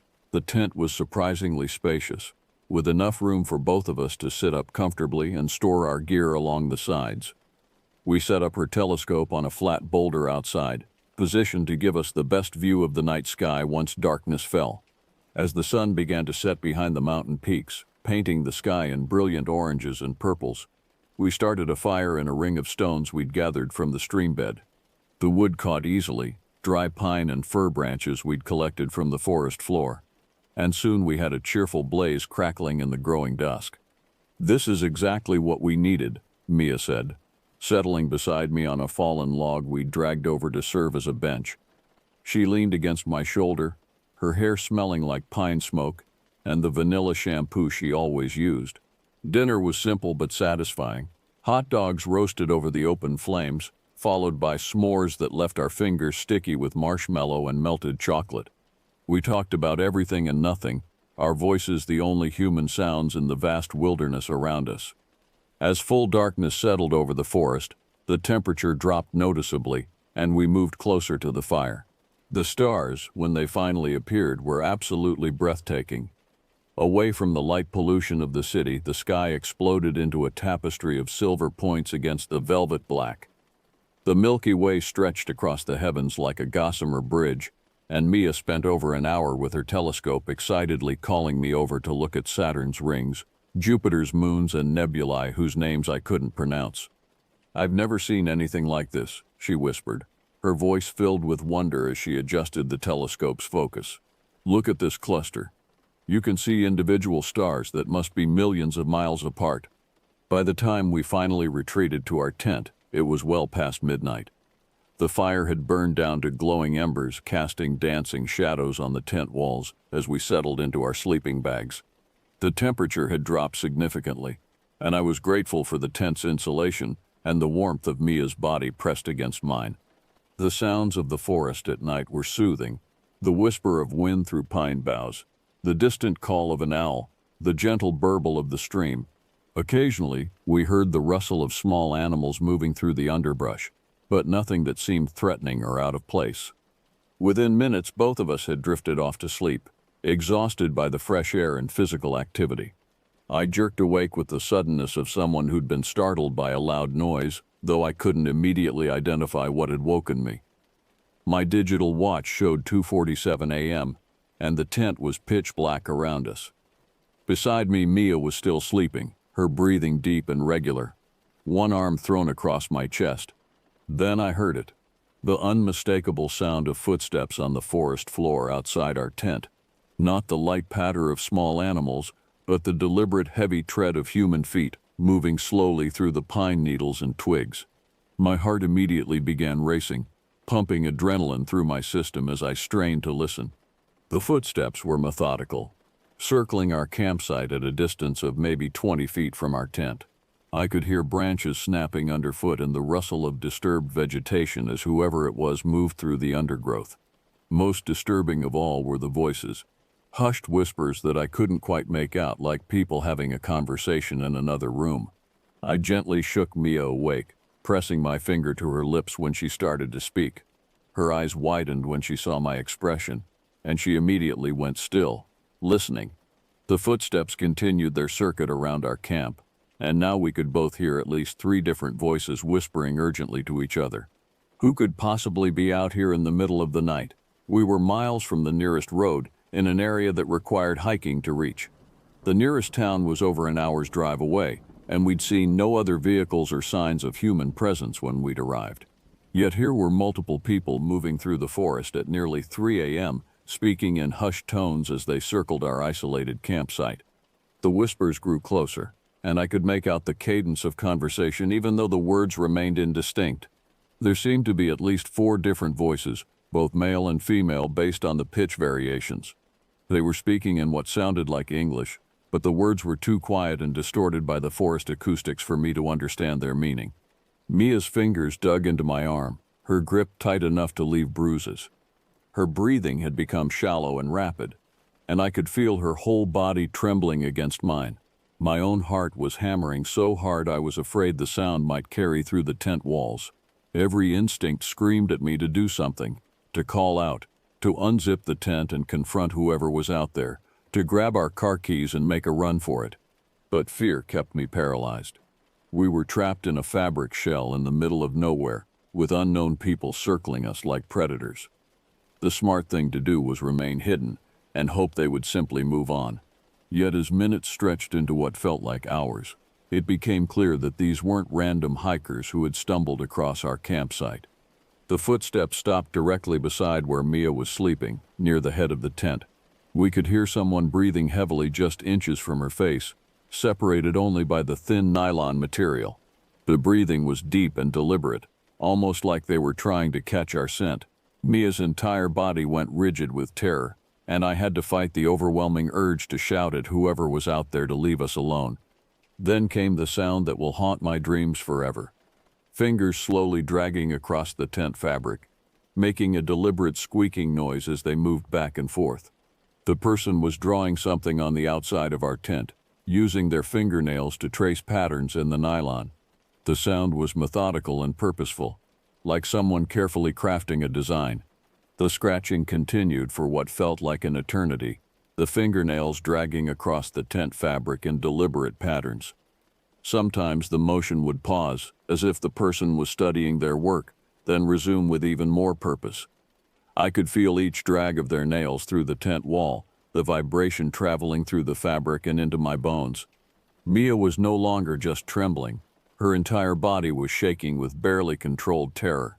I wrapped my arms around her, trying to provide some comfort while fighting my own panic. The breathing outside the tent had grown heavier, more labored, as if the effort of drawing whatever symbol they were creating was physically taxing. The whispered conversations continued around our campsite, seeming to come from multiple directions at once. I began to make out individual words, phrases like perfect placement and strong connection, and something that sounded like completion of the circle. None of it made sense, but the tone was becoming increasingly excited, almost fevered. After what must have been 20 minutes of continuous scratching, the sound finally stopped. The person outside our tent stepped back, and I heard footsteps moving away toward the center of our campsite. The whispers grew more animated, and I thought I heard someone say, "It is ready." Ready for what? The question echoed in my mind as I strained to understand what was happening. Through the tent material, I could see the faint glow of what looked like flashlights or lanterns moving around our campsite.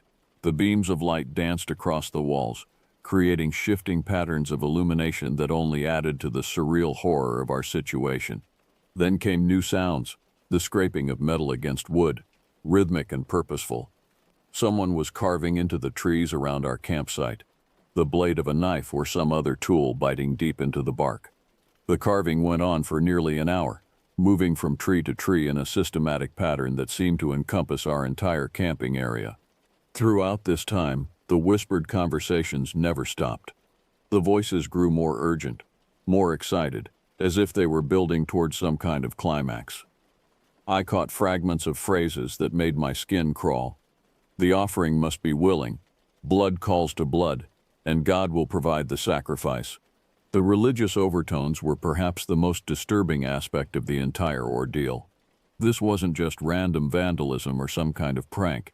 These people were conducting what seemed to be some form of ritual, and our campsite had somehow become the focal point of their activities. As the night wore on, I began to notice a pattern to their movements. The footsteps and voices would circle our campsite 3 times, pause for several minutes of intense whispering, then repeat the circuit. During each pause, I could hear more carving, more scratching in the dirt, more evidence that they were transforming our peaceful camping spot into something else entirely. The temperature inside the tent seemed to drop even further, though I couldn't tell if that was due to the natural cooling of the night air or the sheer terror that had settled into my bones. Mia had gone completely silent, her body pressed against mine in desperate search of comfort and protection. I could feel her tears soaking through my t-shirt as she cried silently, trying not to make any sound that might draw attention to us. Around 4 a.m., just as the first hints of dawn were beginning to lighten the eastern sky, the activities outside our tent finally ceased. The whispered conversations faded away, and the footsteps retreated deeper into the forest. We lay there in terrified silence for another hour, afraid to move or speak, waiting for any sign that our tormentors might return. Only when full daylight had broken through the forest canopy did we finally dare to emerge from our tent. The morning light revealed a scene that defied rational explanation. Our peaceful campsite had been transformed into something that looked like it belonged in a horror movie. Every tree within a 50-foot radius bore carved symbols, intricate designs that had been cut deep into the bark with what must have been extremely sharp tools. The symbols were unlike anything I had ever seen, combining geometric patterns with organic curves in ways that hurt to look at directly. Around our fire pit, someone had drawn an elaborate pattern in the dirt using what appeared to be a mixture of ash and some dark substance I didn't want to identify. The design was roughly circular, with multiple intersecting lines and symbols that seemed to radiate outward from the center where our fire had been. Small piles of what looked like animal bones were placed at specific points around the perimeter. But the most disturbing discovery was on our tent itself. Where the person had been scratching for so long during the night, they had used what appeared to be blood to paint a complex symbol directly onto the nylon fabric. The design was about the size of a dinner plate, positioned exactly where Mia's head had been while she slept. It consisted of 4 interlocking circles surrounding a central cross, with additional lines and markings that seemed to writhe and shift when I looked at them too closely. "Oh God, oh God, oh God," Mia whispered, her face pale as parchment as she stared at the blood-red symbol. Her hands were shaking so badly she could barely hold onto the tent flap she'd been using to steady herself. The smell hit us next. A cloying, metallic odor that made my stomach lurch. It wasn't just the blood on our tent, but something else, something organic and wrong that seemed to permeate the entire campsite. Mixed with the pine scent and wood smoke was an underlying stench of decay and something I could only describe as corruption. As we moved around the campsite, documenting the damage and trying to understand what had been done to our peaceful retreat, we discovered more disturbing details. Our food supplies had been carefully arranged in patterns that mirrored the symbols carved into the trees. Our water bottles had been emptied and refilled with a dark liquid that reeked of iron and something far worse. Most chilling of all were the footprints. In the soft earth around our tent, we could clearly see the impressions of at least 6 different pairs of boots, all adult-sized, that had walked in deliberate patterns throughout the night. The prints led away from our campsite deeper into the forest, following a path that seemed to head directly toward the steepest, most inaccessible part of the mountain. I took photos of everything with my phone, though part of me wondered if anyone would believe what we'd experienced. The symbols, the patterns, the evidence of organized activity, it all looked like something from a movie rather than reality. But the blood on our tent was real, the carved trees were real, and the terror that still coursed through my veins was undeniably real. "We have to get out of here," Mia said, her voice barely above a whisper. "Right now. We have to leave everything and go." She was right, of course, but years of camping had ingrained in me the habit of leaving no trace, of cleaning up our campsite before departure. Even in my state of terror, I found myself hesitating, thinking about the expensive tent and camping gear we would be abandoning. "Forget the stuff," Mia said, seeing my hesitation.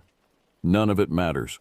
We need to get to the car and drive away from here as fast as possible." The urgency in her voice snapped me out of my indecision. We threw our essential items, phones, keys, wallets, into our backpacks and left everything else behind. The tent, sleeping bags, camping stove, even Mia's beloved telescope, all of it stayed in that cursed clearing as we ran for our car. The Honda started on the first try, and I had never been so grateful to hear an engine turn over. As we bounced and crashed down the rough dirt road, branches scraping against the windows, I kept checking the rearview mirror for any sign of pursuit. The forest looked peaceful in the morning light, giving no indication of the horror that had unfolded just hours earlier. It wasn't until we reached the main highway and were speeding down the mountain toward civilization that either of us spoke again. "What were those symbols?" Mia asked, her voice still trembling. "What did they want with us?" I had no answers, but I knew we needed to report what had happened to someone in authority. The question was who would believe such an incredible story. The Mount Shasta Ranger Station was a modest building situated at the base of the mountain, surrounded by informational displays about local wildlife and hiking safety. We arrived there just after 8 a.m., both of us still in our rumpled camping clothes and probably looking like we'd seen a ghost, which, in a way, we had. Ranger Tom Mitchell was a weathered man in his 50s with the kind of deep tan that comes from spending decades outdoors. His initial expression was one of polite concern as we approached his desk, but as I began recounting our experience, his demeanor shifted dramatically. "Wait a minute," he interrupted when I described the symbol painted on our tent. "You said 4 circles with a cross in the center?" I nodded, pulling out my phone to show him the photos I'd taken. The moment he saw the image, his face went completely white. He stared at the screen for nearly a full minute before looking up at us with an expression of grim recognition. "You're not the first," he said quietly, gesturing for us to sit in the chairs beside his desk. "In fact, you're the third couple to report almost exactly this same experience in the past 2 months." My stomach dropped. "The third?" Ranger Mitchell pulled out a thick file folder from his desk drawer and spread several incident reports across the surface. Each report contained photographs that were eerily similar to what we'd experienced: carved symbols in trees, elaborate patterns drawn in dirt, and in each case the same 4-circle design painted in what appeared to be blood. "The first incident happened in early September," he explained, pointing to a report dated 2 months earlier. "A couple from Sacramento, both experienced hikers, found themselves surrounded by people whispering in the woods just like you described. They found similar symbols the next morning and came straight here, just like you did." "What happened to them?" Mia asked, though from the ranger's expression I suspected we weren't going to like the answer. "They decided to stay another night," Mitchell said grimly. "Thought it might have been some kind of elaborate prank by local kids. I advised against it strongly, told them to head home immediately, but they were convinced it was just harassment and wanted to stand their ground." He pulled out another set of photographs, these showing a campsite that looked like a war zone. The tent was slashed to ribbons, camping equipment scattered and destroyed, and dark stains covered the ground in patterns that made my skin crawl. The man, Gregory Walsh, came back the next morning alone. He was nearly catatonic, kept repeating that they took her into the mountain. His girlfriend, Samantha Chen, was gone. We found her torn nightgown about 2 miles deeper into the forest, along with— He paused, seeming to struggle with what to say next. "Along with what?" I pressed. "Along with evidence that she hadn't gone willingly. There was blood, lots of it, and signs of a struggle that lasted for quite some distance. We launched a full search and rescue operation, brought in dogs, helicopters, volunteer searchers. We combed every inch of the mountain for 3 weeks. "Did you find her?" Mia whispered. Ranger Mitchell shook his head. "Not a trace. It's like she vanished into thin air once they got her deep enough into the wilderness."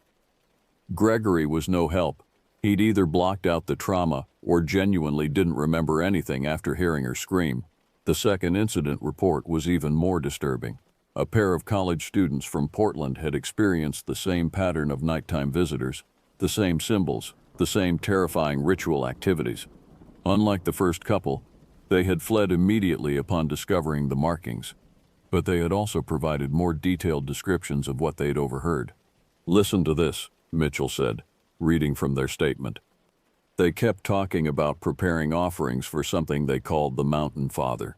They mentioned needing to complete a cycle of sacrifices before the winter solstice. That's less than 2 months away now. The implications were horrifying. We weren't dealing with random vandals or even ordinary cultists.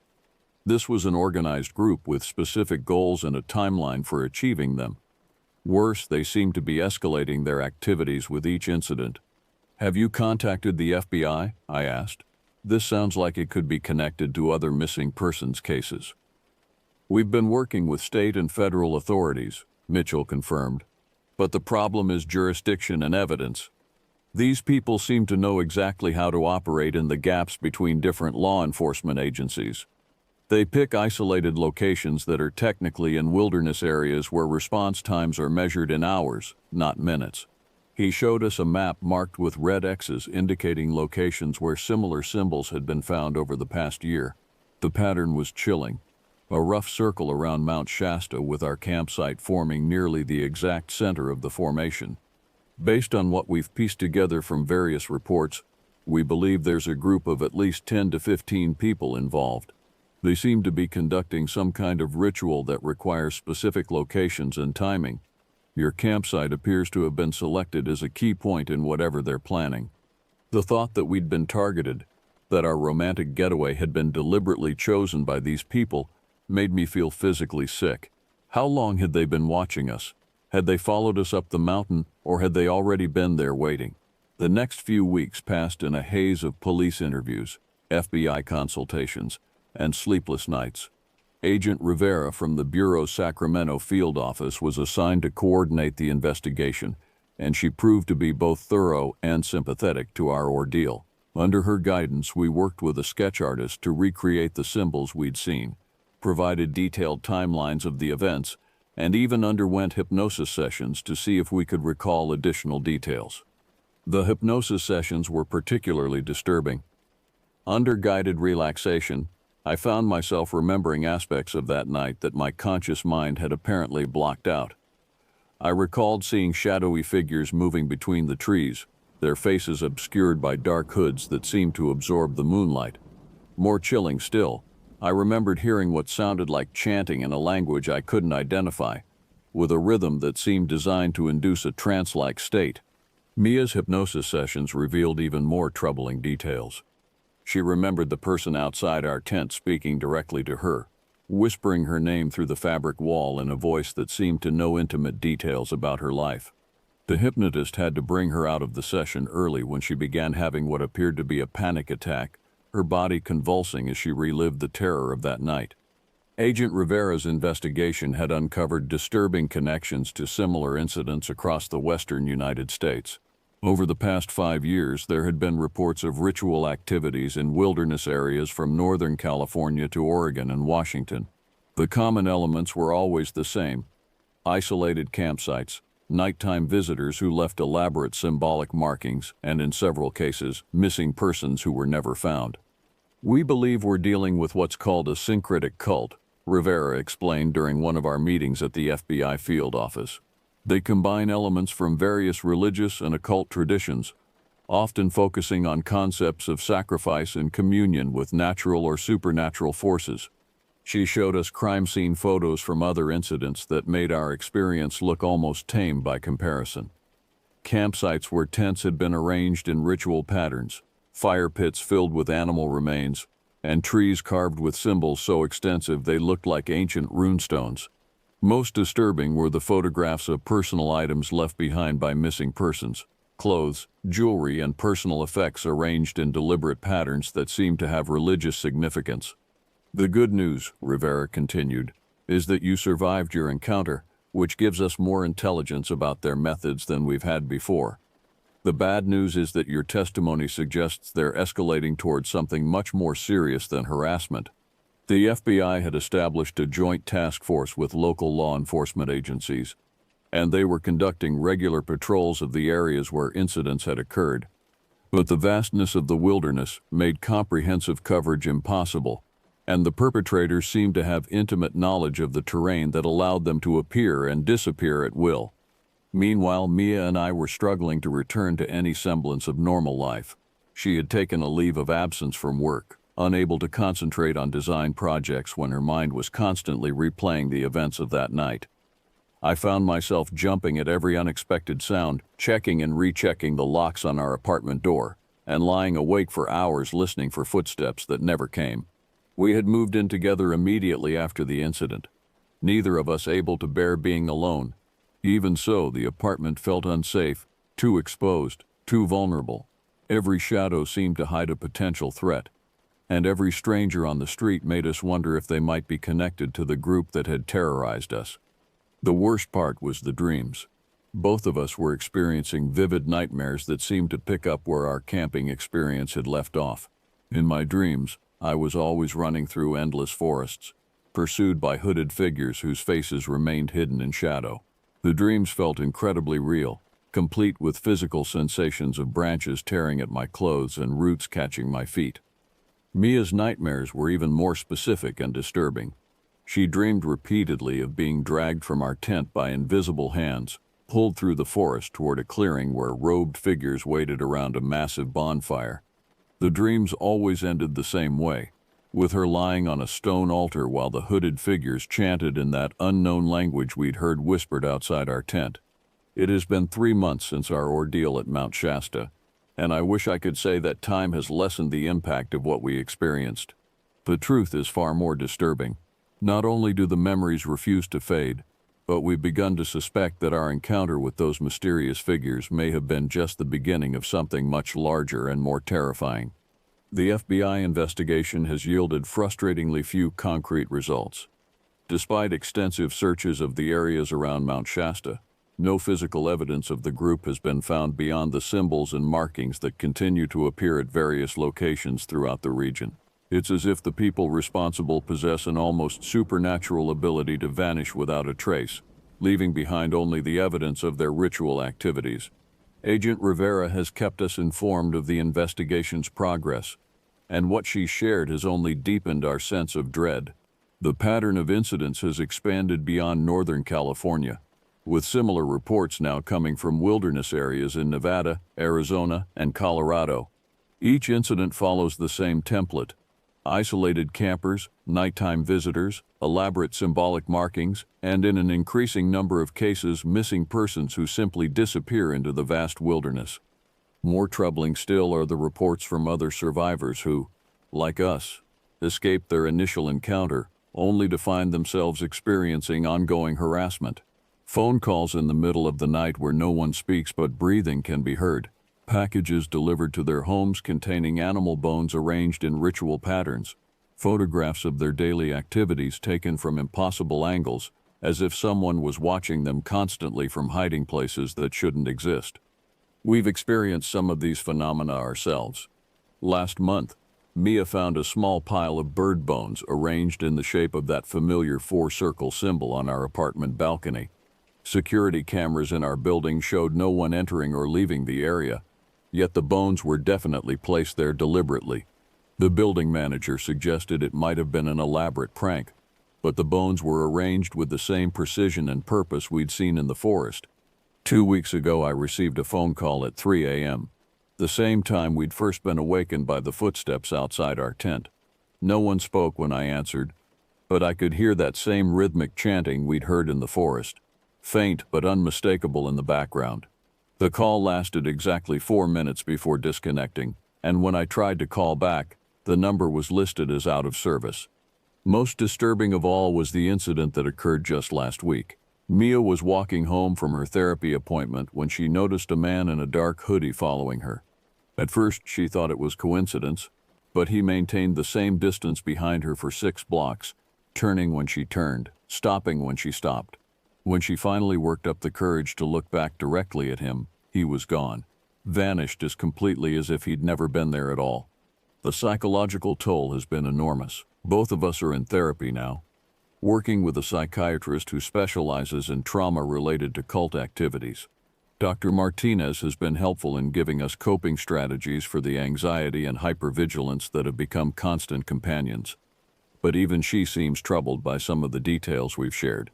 In most cases of cult harassment, she explained during one session, the perpetrators eventually lose interest in former victims and move on to new targets. The persistence you're describing is unusual and suggests a level of organization and purpose that's quite rare in these types of groups. The research I've conducted on my own has been equally disturbing. Using the photos of the symbols we encountered, I've been able to trace connections to historical accounts of ritual practices that date back centuries. The 4-circle design in particular appears in medieval texts describing practices that were considered so dangerous that entire communities would be abandoned if evidence of them was discovered. According to these historical accounts, the symbols we saw were used to mark locations for what was called the Great Offering, a ritual that supposedly required specific geographical conditions and astronomical alignments to achieve its purpose. Mount Shasta, with its unique geological properties and position relative to other landmarks, appears to match the criteria described in these ancient texts with disturbing precision. The worst part is the growing certainty that what we experienced was not an ending but a beginning. The investigation has revealed that ritual activity in the Mount Shasta region has been increasing steadily over the past several years, building toward what appears to be a significant event planned for the upcoming winter solstice. Based on the pattern of incidents and the escalating nature of the group's activities, law enforcement believes they may be planning something catastrophic. We've been advised to relocate, to change our names and disappear into the witness protection system until the threat has been neutralized. But the truth is, I don't think distance will protect us from whatever these people have planned. The symbols, the rituals, the carefully orchestrated harassment, it all suggests a level of knowledge and capability that transcends ordinary criminal activity. Sometimes, in the darkest hours of sleepless nights, I wonder if we were ever supposed to escape that forest at all. Perhaps we were allowed to leave, to serve as witnesses or unwitting participants in some larger design that we're only beginning to understand. The thought that we might be carrying some invisible mark that connects us to their plans is terrifying beyond description. As I write this, sitting in our heavily secured apartment with deadbolts on every door and security cameras monitoring every entrance, I can hear Mia crying softly in the bedroom. She's been having the dreams again, the same visions of being dragged through the forest toward that altar of stone. But lately, the dreams have been changing, becoming more specific and detailed, as if something is preparing her for an inevitable return to that place of horror. The winter solstice is now less than 6 weeks away. Whatever those people in the forest were preparing for, whatever ritual they've been building toward with their symbols and sacrifices, the time for its completion is approaching rapidly. And despite all our precautions, all our security measures and police protection, I have the growing certainty that when that time comes, they will find us. The evil that lurks in those woods, that claims innocent lives in service to God knows what dark purpose, is patient and methodical in ways that defy human understanding. Our escape from Mount Shasta wasn't a victory, it was merely a postponement of something that was always meant to be. The terror that began in that forest clearing has become a permanent part of our lives, a shadow that grows longer and darker with each passing day. And as the solstice approaches, as the days grow shorter and the nights longer, I find myself wondering not if they will come for us again, but when. In the depths of the wilderness, ancient evils stir and hungry gods wait for their promised sacrifices. We were marked that night in ways we're only beginning to understand, and the mark once placed can never be removed. The mountain remembers, and it will call us home.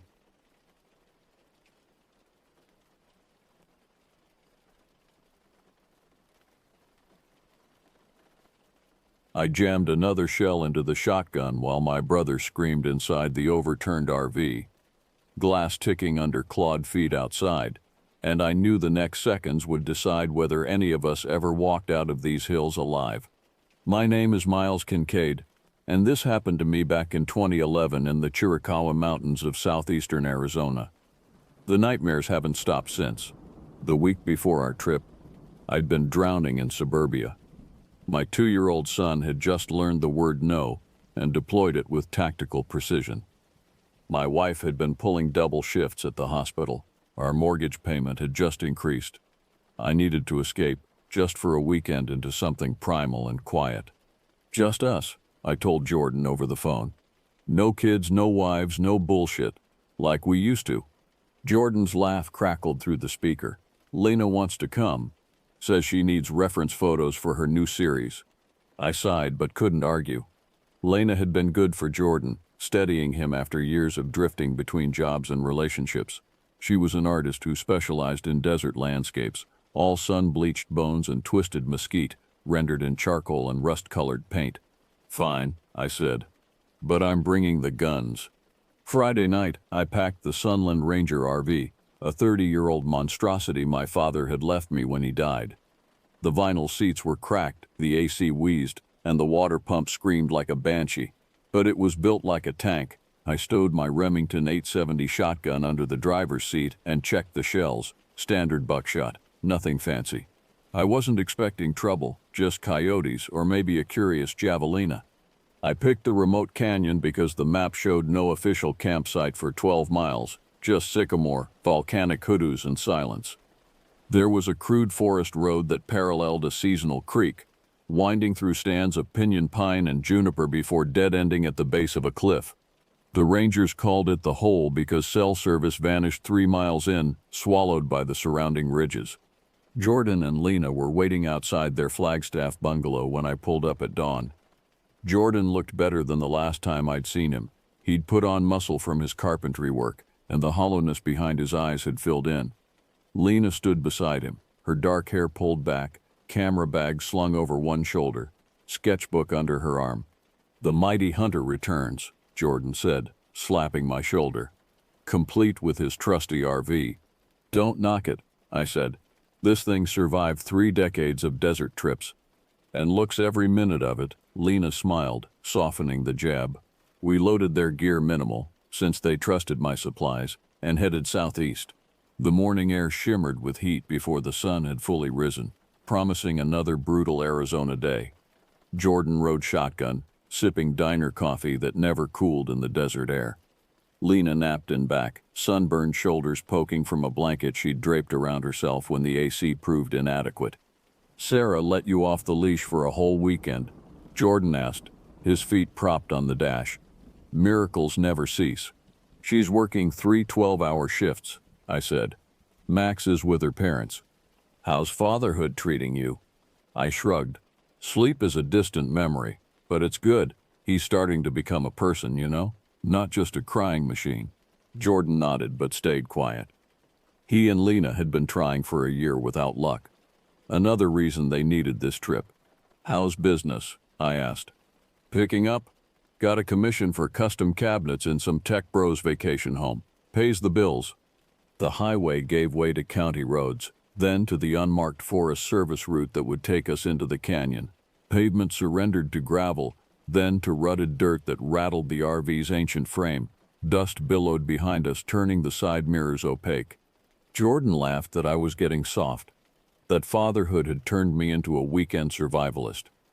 I laughed back and patted the 12 gauge on the dash. The banter felt hollow, though. We'd grown apart in subtle ways. His life had stalled while mine had accelerated. The trip was an attempt to recalibrate. 3 hours in, the road narrowed between walls of volcanic rock. Massive hoodoos, eroded columns of ancient ash, loomed overhead like petrified giants. The air smelled of creosote and hot stone. We passed the last trail marker, a faded wooden sign warning about flash floods and mountain lions. 5 more miles, I said, squinting at the map spread across my knees. That's when we passed the first dead animal. A coyote splayed across the dirt track, its midsection torn open but otherwise untouched. No scavengers had claimed it. No flies buzzed around the congealed blood. "Jesus," Jordan muttered. "Hit and run?" I slowed the RV. "Out here? No way. Mountain lion maybe." "Don't they drag their kills away to eat them?" Lena asked, now awake and leaning between the front seats. "Usually," I said, accelerating past the carcass. A strange heaviness settled in my gut. Animals die in the desert all the time, I told myself. Nothing unusual. We parked in a clearing walled by pinnan and brown grass around noon. The heat was stifling, the air so dry it sucked moisture from your lungs with each breath. While Lena set up her easel in the shade of the RV, Jordan and I headed uphill with day packs. I wanted to scout the area, maybe find a spot to watch for deer at dusk. The trail was rubble, but we pushed on talking about nothing. My toddler's first words, his stalled carpentry business, the smell of creosote after a rain we both missed. The rhythm of hiking closed the gap between us somewhat, returning us to childhood expeditions in these same mountains. Half a mile in, the prints started. Huge canine pads longer than my hand, 5 toes instead of 4, sunk deep like the animal walked upright. They emerged from a tangle of manzanita and followed the path we were on. "The hell is that?" Jordan squatted beside one print. "Wolf? No wolves in Arizona since the 1970s, I said. Coyotes don't get this big. Mountain lion? I shook my head. Cat prints are round. These are oblong. And look, 5 toes. Cats and dogs have 4. Jordan snapped pictures, pretending we were making content for some monster podcast. Bigfoot of the Southwest, he narrated in a mock documentary voice. The elusive Chiricahua Sasquatch stalks its prey through the volcanic Badlands. I tried to laugh, but the outline looked too close to human. The depth of the prints suggested enormous weight. Whatever made them walked on 2 legs, at least part of the time. We kept climbing and found a javelina carcass draped over a granite slab. The spine was snapped, ribs cracked as though opened with pliers. The heart and liver were missing, but the rest remained intact. Flies roared around the meat, but nothing else had touched it. No coyotes, no vultures. Jordan muttered that the kill was fresh. "Let's head back," I said, not waiting for his response. The descent was silent. The tracks followed us, appearing now on both sides of the trail, as if the creature had circled back. Midway down, Jordan stopped abruptly. "Miles," he pointed to a twisted juniper where the bark had been peeled away in long strips. 5 parallel gouges scored the pale wood beneath, each as wide as my thumb, 7 feet up the trunk. "That's not normal," he whispered. "Bear," I said, knowing it wasn't. Bears left punctures from their claws, not clean slices, and they rarely marked trees this high. We turned back without speaking. By late afternoon, the canyon fell silent. Birds quit singing. The wind stopped teasing the junipers. Even Lena noticed the hush and started packing charcoal pencils away. "Did you find anything interesting?" she asked as we approached the RV. Jordan and I exchanged glances. "Just tracks," I said. "Probably a large coyote." "Probably," Jordan echoed, but his eyes held the same unease I felt. We agreed to leave at dawn, telling ourselves we'd just drunk too much camp coffee and let the desert spook us. But I moved the shotgun from the dash to the counter inside the RV, and I saw Jordan check the cylinder of his .357 before stowing it in the drawer beside his bunk. As the sun dipped below the western ridge, the temperature plummeted. The desert night arrived with sudden clarity, stars igniting overhead and constellations unsullied by city glow. I built a small fire in the established ring, and we ate canned chili, heated over the flames. The darkness beyond our circle of light seemed to press closer with each passing hour. "You're both quiet," Lena said, nursing a plastic cup of boxed wine. "Tired," Jordan said. "That trail was steeper than it looked." I nodded agreement, but my attention was fixed on the darkness. More than once I thought I saw movement at the edge of the firelight, a shadow slipping between junipers, something large and fluid. But when I shined my flashlight, nothing was there. Twilight came fast between the cliffs. I filled the RV's water tank at the creek and watched the first stars bud overhead. Something hissed in the shadows, a dry rattling cough, too deep for a snake. I swung the flashlight and saw nothing but swaying branches. Inside, Jordan fried tortillas while Lena scrolled through her sketches. I shut the door, slid the deadbolt, and laid the shotgun on the counter. "You expecting trouble?" Lena asked, eyeing the weapon. "Just being careful," I said. "We're pretty isolated out here. The prints, the carcass, the silence. It felt like a math problem whose answer I didn't want." I reminded Jordan to keep his .357 on his hip. He saluted with the spatula. After dinner, we played cards by lantern light. The RV's ancient battery couldn't handle much more than the water pump and a few LED lights. The propane heater ticked in the corner, fighting off the desert chill. "Should we take shifts?" Jordan asked as we prepared for bed. His voice was casual, but his eyes were serious. "You're being paranoid," Lena said, but she didn't sound convinced. "I'll take first watch," I said. "Wake you in 4 hours." Jordan nodded, and they retreated to the rear sleeping area. I dimmed the lights and sat by the window, shotgun across my knees, watching the moonlight paint silver across the clearing. The hours crawled. Twice I dozed, jerking awake with my heart pounding. Each time the night outside was undisturbed. The fire had died to embers.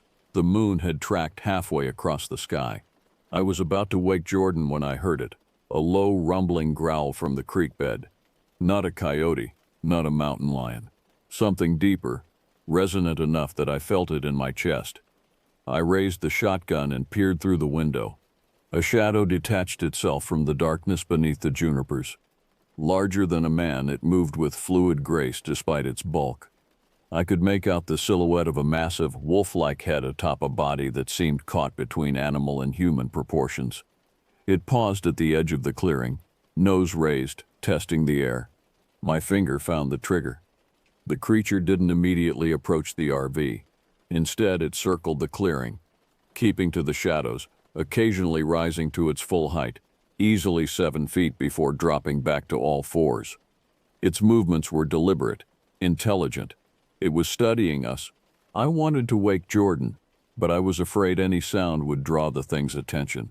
My mouth had gone desert dry. The shotgun felt inadequate in my sweating hands.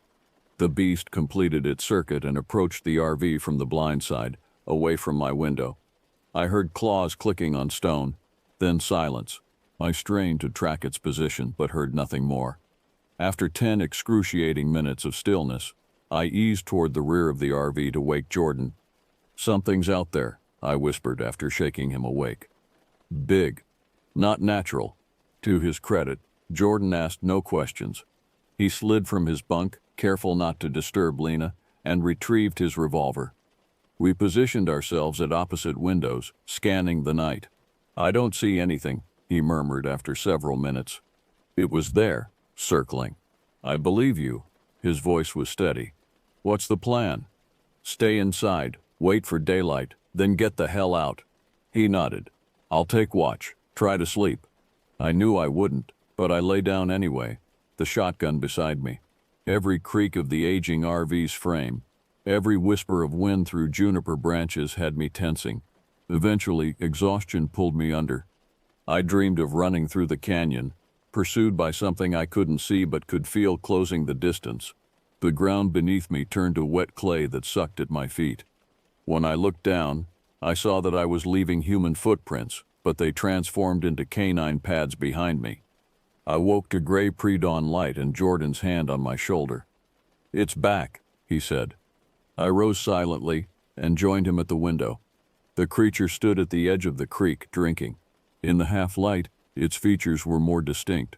The tawny fur matted with gray dust, the unnaturally broad shoulders that sloped like a wolf's haunches. Its head was canine but wrong somehow, the proportions off, the muzzle too long, the ears ragged and almost human in their placement. "What the hell is that thing?" Jordan breathed. "I don't know." The beast finished drinking and raised its head. Water dripped from jaws filled with teeth that gleamed yellow in the dim light. It sniffed the air, then turned directly toward the RV. "It knows we're watching," I said. The creature took a deliberate step toward us, then another. Its gait was awkward, as if walking upright was unnatural but necessary. Each movement revealed powerful muscle beneath the patchy fur. "Should we shoot it?" Jordan asked. "Not unless it attacks. We don't know what it is. It's not friendly, that's for damn sure." The beast stopped 20 yards from the RV. Its eyes caught the growing light, amber orbs that reflected nothing, windows into something ancient and cold. It opened its jaws and emitted that same rattling cough I'd heard earlier, but louder now, almost like speech. "Wake Lena," I said, quietly. "We're leaving." Jordan retreated while I kept watch. The creature didn't advance, but didn't retreat either. It simply watched, head cocked in an unsettlingly human gesture of curiosity. I heard Jordan explaining in hurried whispers. Lena's sleep-confused questions, the rustle of blankets. I didn't dare look away from the window. "Miles," Jordan's voice tight with fear. "Look at the tires." I risked a glance down. The RV's front tires were flat, slashed open, not punctured, but deliberately cut with something sharp. "It trapped us," I said, disbelief warring with rising panic. "It fucking trapped us." "What does it want?" Lena had joined us, hair tousled from sleep. eyes wide. Before I could answer, the beast charged.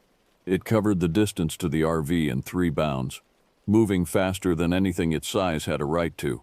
It slammed into the side, rocking the vehicle on its springs. Metal groaned. A window cracked. "Get back," I shouted, raising the shotgun. The creature circled to the front and rose on its hind legs, forelimbs too much like arms, pressing against the windshield. The glass bowed inward but held. Its breath fogged the surface as it peered inside, amber eyes fixing on each of us in turn. I aimed at its center mass and fired through the glass. The buckshot pattern tore through the windshield and punched into the beast's chest. It jerked backward, a wet snarl erupting from its throat. Dark blood sprayed across the cracked glass. The creature dropped to all fours and retreated to the tree line, moving with a slight limp. "Did you kill it?" Lena asked, hands pressed to her ears from the shotgun's report. "No," I ejected the spent shell and chambered another. "But I heard it." "We need to leave," Jordan said, pulling Lena toward the rear. "Now, while it's wounded." "The tires are slashed," I reminded him. "Then we go on foot. The ranger station is what, 12 miles? With that thing hunting us, we wouldn't make 2. The beast had stopped at the edge of the clearing. It watched us through the shattered windshield, one forelimb pressed to its bleeding chest. The wound didn't seem to be slowing it much. "Options?" Jordan asked. I assessed our situation. The RV's tires were destroyed, but the structure was solid. We had the shotgun with 11 shells remaining, Jordan's revolver with 6 rounds, and a flare gun in the emergency kit with 3 flares. We stay put, I decided. The RV's walls are thick. We have food and water. Someone will come looking when we don't check in tomorrow. "If they can even reach us," Lena said. "What if it slashes their tires too?" She had a point. The Rangers knew we were in the canyon somewhere, but not exactly where, and they had no reason to check on us until at least Monday. "One problem at a time," I said. "First, we secure the RV." We spent the next hour reinforcing windows with duct tape and the folding table, gathering weapons and tools, anything that could be used to defend ourselves. Jordan found a propane torch in my tools and set it aside. Lena filled water bottles and took inventory of our food. The creature didn't approach again, but it didn't leave either. It paced the perimeter of the clearing, sometimes vanishing into the brush only to reappear at another vantage point, watching, waiting. "It's intelligent," Lena said, observing through a crack in the taped window. "Look how it tests different approaches." She was right. The beast was methodical, examining the RV from all angles, testing doors and windows with cautious nudges. It wasn't the behavior of a normal predator. "What is it?" Jordan asked for the 10th time. "Does it matter?" I countered. "It wants in and we need to keep it out." By noon, the temperature inside the RV had become unbearable. Sweat soaked our clothes. The water in the tank grew tepid. Opening windows wasn't an option with the creature still circling. It had grown bolder as the day progressed, venturing closer to the RV each time, testing our defenses. I fired warning shots twice when it approached the door, driving it back temporarily. But each retreat was shorter. It was learning the limits of our weapons. "We need a plan," Jordan said as we shared a lunch of stale crackers and warm soda. "We can't just wait it out." "We could try to reach the truck," Lena suggested. "If we could change the tires." "We'd never make it," I said. "That thing can outrun us easily." "So we're just trapped, waiting for it to find a way in?" I had no answer. The creature had settled in a patch of shade 30 yards away, watching us with unblinking patience. Its chest wound had stopped bleeding, the matted fur around it crusty with dried blood. As the sun began its descent, casting long shadows across the canyon, the beast stood. It stretched, a disturbingly human motion, and approached the creek. After drinking deeply, it turned toward the RV once more. This time it carried something in its jaws, a branch, broken from a juniper. My confusion turned to horror as it dropped the branch near our propane tank, retreated to collect another, then another, piling them deliberately against the RV's undercarriage. "It's building a fire," Lena whispered. "Oh God, it's going to smoke us out." Jordan raised his revolver, but I stopped him. "Save the ammo." It doesn't know how to make fire. No sooner had I spoken than the creature retreated to our extinguished campfire. It pawed through the ashes, unearthing a half-burned log still harboring embers in its core. With careful movements, it carried the smoldering wood to its pile. "Shoot it," Lena screamed. Round, Jordan fired, the revolver thundering in the confined space. The bullet struck the ground near the beast, spraying dirt. The creature dropped the ember and retreated, but its message was clear. It didn't need to break in. It could force us out. "The fire extinguisher," I said, remembering the small canister stored under the sink. "If it tries again." A new sound interrupted me, a metallic scraping from the roof, claws on aluminum. The beast had climbed atop the RV and was testing the vents and hatches, searching for a way in. We froze, tracking its movements by sound. Heavy paws crossed from front to back, pausing at the bathroom skylight, a small plastic hatch I'd forgotten to secure. The plastic cracked. The skylight exploded inward, showering the bathroom with jagged plastic fragments. A massive clawed limb thrust through the opening, swiping blindly. Lena screamed. Jordan fired upward, the bullet punching through the metal roof. The limb withdrew, but I could hear the creature still moving above us, undeterred. "The bedroom," I shouted. "Now!" We retreated to the rear sleeping area and slammed the thin accordion door. It wouldn't hold for long, but it gave us a moment to regroup. The beast's weight shifted overhead, claws scrabbling for purchase on the smooth metal. It was moving toward the larger roof vent above the kitchenette. "The emergency exit," Jordan pointed to the small window at the foot of the bed. "We can squeeze through." "And go where?" Lena asked, clutching her sketchbook to her chest like a shield. She hadn't let it out of her sight since the attack began. "The creek bed," I said. "There's a sandstone overhang. Might be defensible." Another crash from the main cabin. The roof vent giving way.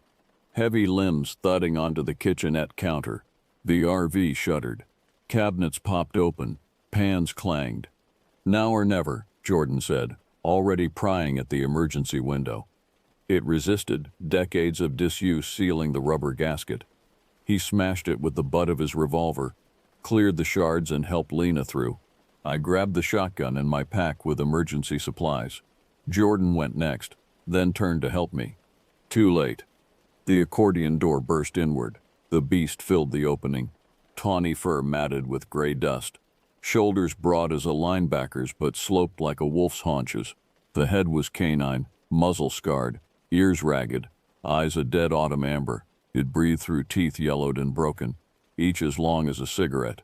It lunged for me as I dove for the window. Claws raked my calf, slicing through denim into flesh. Hot pain flared up my leg. I kicked back blindly and connected with something solid. The beast snarled, a sound like metal tearing, and snapped at my retreating foot. Jordan grabbed my arms and hauled me through the window. We tumbled onto the hard-packed dirt outside as the creature slammed against the opening, too large to fit through immediately. It began tearing at the frame, widening the hole with methodical savagery. "Run!" I shouted, struggling to my feet. Blood soaked my torn jeans. We sprinted for the creek bed, my injured leg threatening to buckle with each step. Behind us, the sound of rending metal and shattering glass as the beast forced its way out of the RV. It hit the ground with a heavy thud and immediately gave chase. The creek lay 30 yards ahead, a shallow cut through the canyon floor lined with smooth stones and driftwood. The overhang I'd spotted was there, a shelf of sandstone jutting from the bank, creating a shallow cave beneath. Not ideal, but better than open ground. "Go." I pushed Lena ahead of me. "Get under." She scrambled down the bank and ducked beneath the overhang. Jordan followed. I turned at the edge, raised the shotgun, and fired at the charging creature. The shot caught it in the shoulder, staggering it momentarily. It shook its massive head, blood darkening its fur, and resumed its charge with barely reduced speed. I fired again, pumped the action, fired a third time as it closed the distance. Each impact jolted the beast but didn't stop it. The final shot tore through its ear and grazed its skull. It stumbled, shaking its head violently, blood spraying in an arc. I used the moment to slide down the bank and join the others beneath the overhang. The space was tight, maybe 5 feet deep and 3 feet high, forcing us to crouch, but the opening was narrow, and the angle would make it difficult for the creature to reach us. "Did you kill it?" Lena asked, her voice barely audible over my pounding heart. I shook my head, working the pump to chamber another round. "Just pissed it off." The beast appeared at the top of the bank, blood matting the fur around its head and shoulder. It paced back and forth, studying the overhang and our position within. Its breath came in wet, rattling gasps. The chest wound from earlier had reopened, leaking dark fluid down its front. It charged down the bank, moving awkwardly on the loose stones. Jordan fired, his bullet striking its thigh. Dark spray misted the air. The creature stumbled, but kept coming. I fired from the opening, buckshot tearing into its chest at close range. It reared back, forelimbs clawing the air, then drove forward again with shocking determination. One massive paw reached into our shelter, claws raking the dirt inches from Lena's leg. Jordan fired again, hitting it in the shoulder. I jabbed the shotgun barrel into its face and pulled the trigger. The muzzle flash illuminated every horrific detail. The amber eyes widening, the scarred muzzle peeling back from broken teeth, the patch of exposed bone where fur had been torn away by previous shots. The blast took part of its jaw, transforming its snarl into a grotesque, lopsided rictus. It staggered back, pawing at the ruin of its face. Dark fluid that might have been blood gushed between its claws. A sound emerged from its throat, not a growl or snarl, but a high, keening wail that raised the hair on my neck. "What is that thing?" Lena sobbed, pressing herself against the rear of our shelter. "Why won't it die?" The beast retreated partway up the bank, still pawing at its shattered jaw. Its movements were jerky now, uncoordinated, but its eyes never left us, burning with an intelligence that seemed impossible for an animal. "How many shells left?" Jordan asked, reloading his revolver with shaking hands. I checked. 3. Not enough. Not nearly enough. The creature settled at the top of the bank, watching us, waiting. Blood dripped steadily from its wounds, staining the pale stones beneath it. "Maybe it'll bleed out," Lena whispered hopefully. "We shouldn't count on it," I said. "That thing's already taken enough damage to kill a grizzly." As if hearing my assessment, the beast rose and began to circle the overhang, testing for other approaches. We tracked its movements by sound, the click of claws on stone, the wet rasp of labored breathing, the occasional whine as it tested a painful limb. "I think it's weakening," Jordan said after 20 minutes of this patrol, "moving slower." He was right. The creature's circuits had grown less frequent, its movements more labored, but its determination hadn't waned. Twice it tested the opening of our shelter, only to be driven back by warning shots. Our ammunition dwindled. 2 shotgun shells, 4 revolver rounds. The sun had begun to set, painting the canyon walls in fierce oranges and reds. Soon darkness would give the beast an advantage. Its night vision would surely be better than ours. "We need a plan," I said. "We can't stay here indefinitely." "The flare gun," Lena said suddenly. "It's in your pack." I'd forgotten. In the chaos of escape, I'd grabbed my emergency pack with its basic supplies, including the flare gun we kept for signaling rangers in case of emergency. "It's not a weapon," I cautioned as I dug through the pack. "It might scare it off, but—" "Fire," Jordan interrupted. "That thing was afraid of fire. Remember how it reacted when I shot at it near the embers?" He was right. The creature had shown unusual caution around the campfire remains. I found the flare gun, an orange plastic pistol with a single red cartridge. 1 shot. "Make it count," Jordan said. The beast had gone quiet outside, too quiet. I peered cautiously from our shelter but saw nothing on the bank. "Where did it—" A heavy impact struck the top of the overhang. Dust and small stones showered down on us. The creature had climbed the canyon wall and was now directly above our shelter, its weight causing the sandstone to groan. Cracks spider-webbed across the ceiling. "It's going to collapse the overhang," Lena gasped. Another impact, more cracks. A fist-sized chunk of sandstone broke free and narrowly missed Jordan's head. "Out," I shouted. Now! We scrambled from the shelter as the overhang gave way, tons of sandstone crashing down in a cloud of choking dust. We retreated across the creek bed, weapons ready. The beast leaped down from the canyon wall, landing where our shelter had been.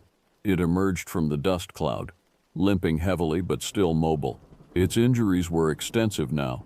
The shattered jaw, the bullet wound in its thigh, multiple shotgun impacts across its chest and shoulders, yet it kept coming, driven by some incomprehensible hunger or rage.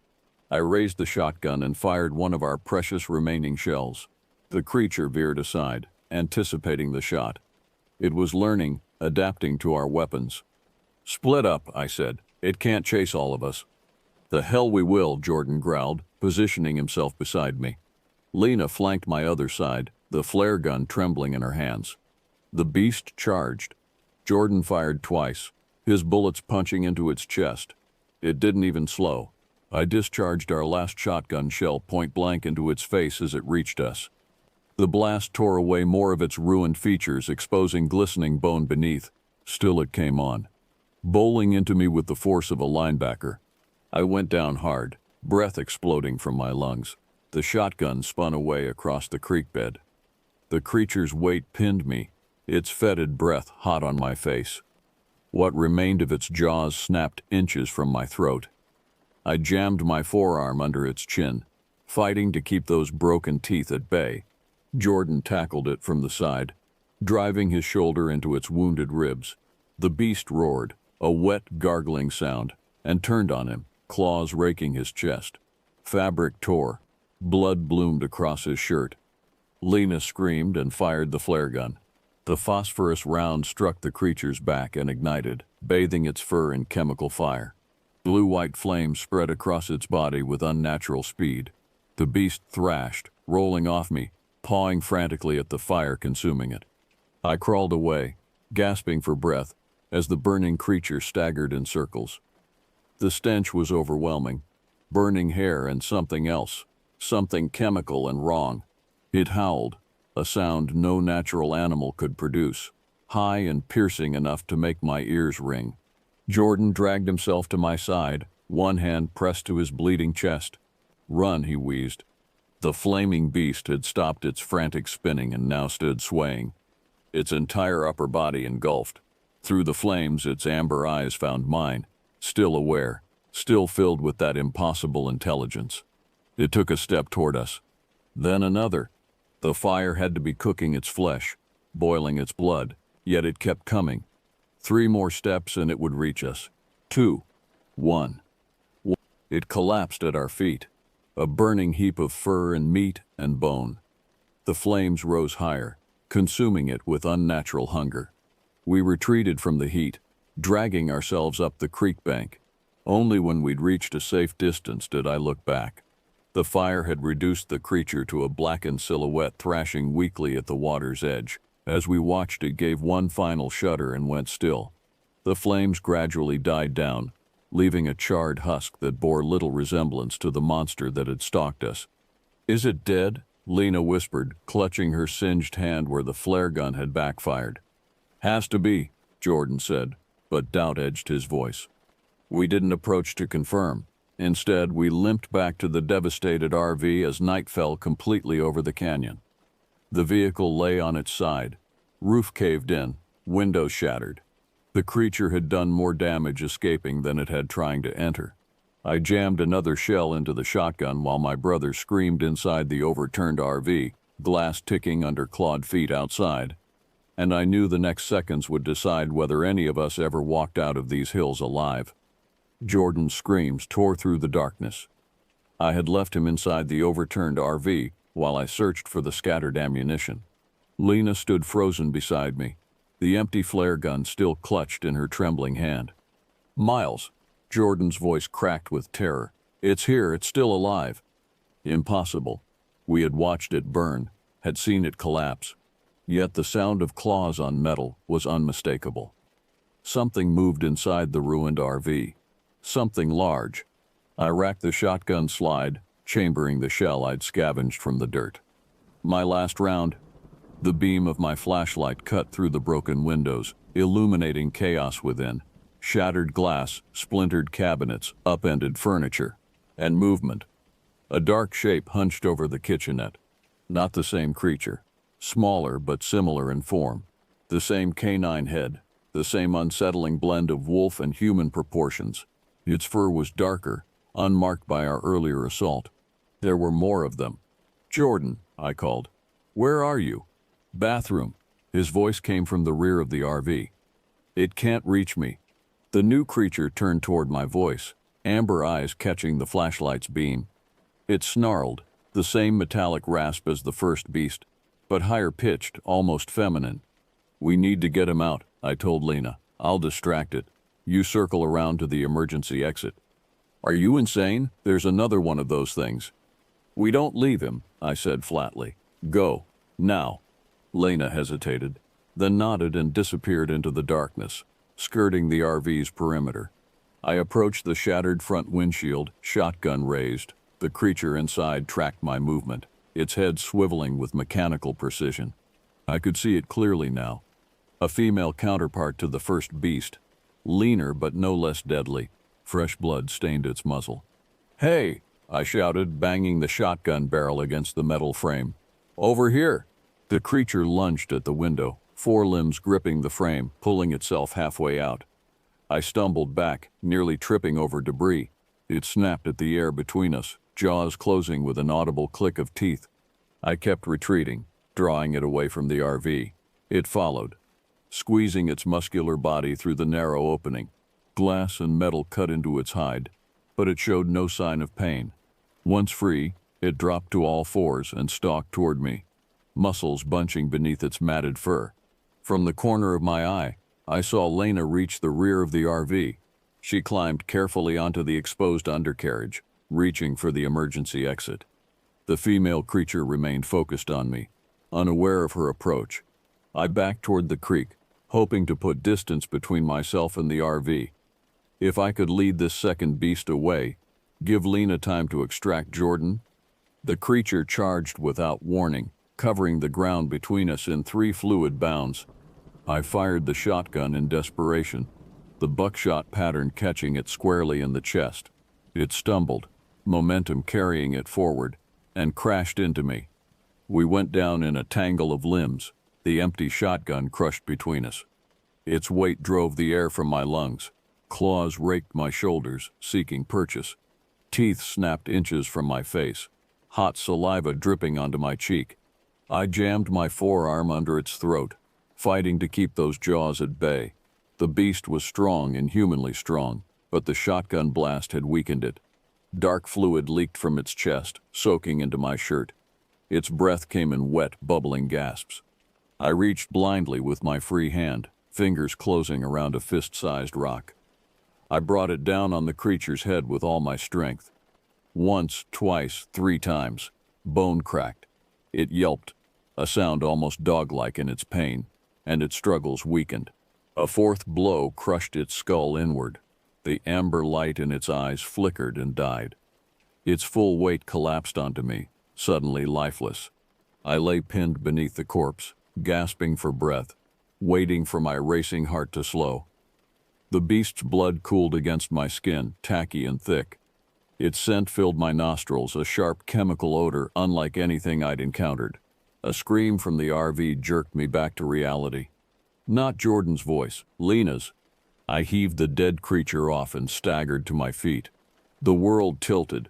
Blood from a head wound I didn't remember receiving trickled into my eyes. I wiped it away and lurched toward the RV. Lena hung halfway out the emergency exit, arms flailing.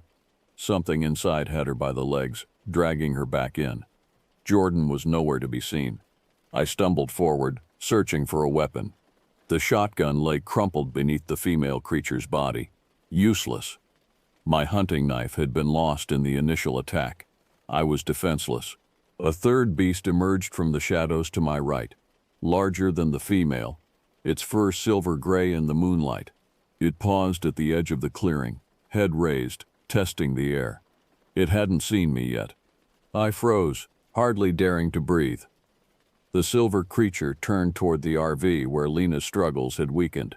It padded forward, unnervingly silent despite its bulk. A fourth beast followed, then a fifth, materializing from the darkness like wraiths. They were hunting as a pack. Lena's screams cut off abruptly. The emergency exit window hung empty. Inside the RV, something heavy thudded against metal. Then silence.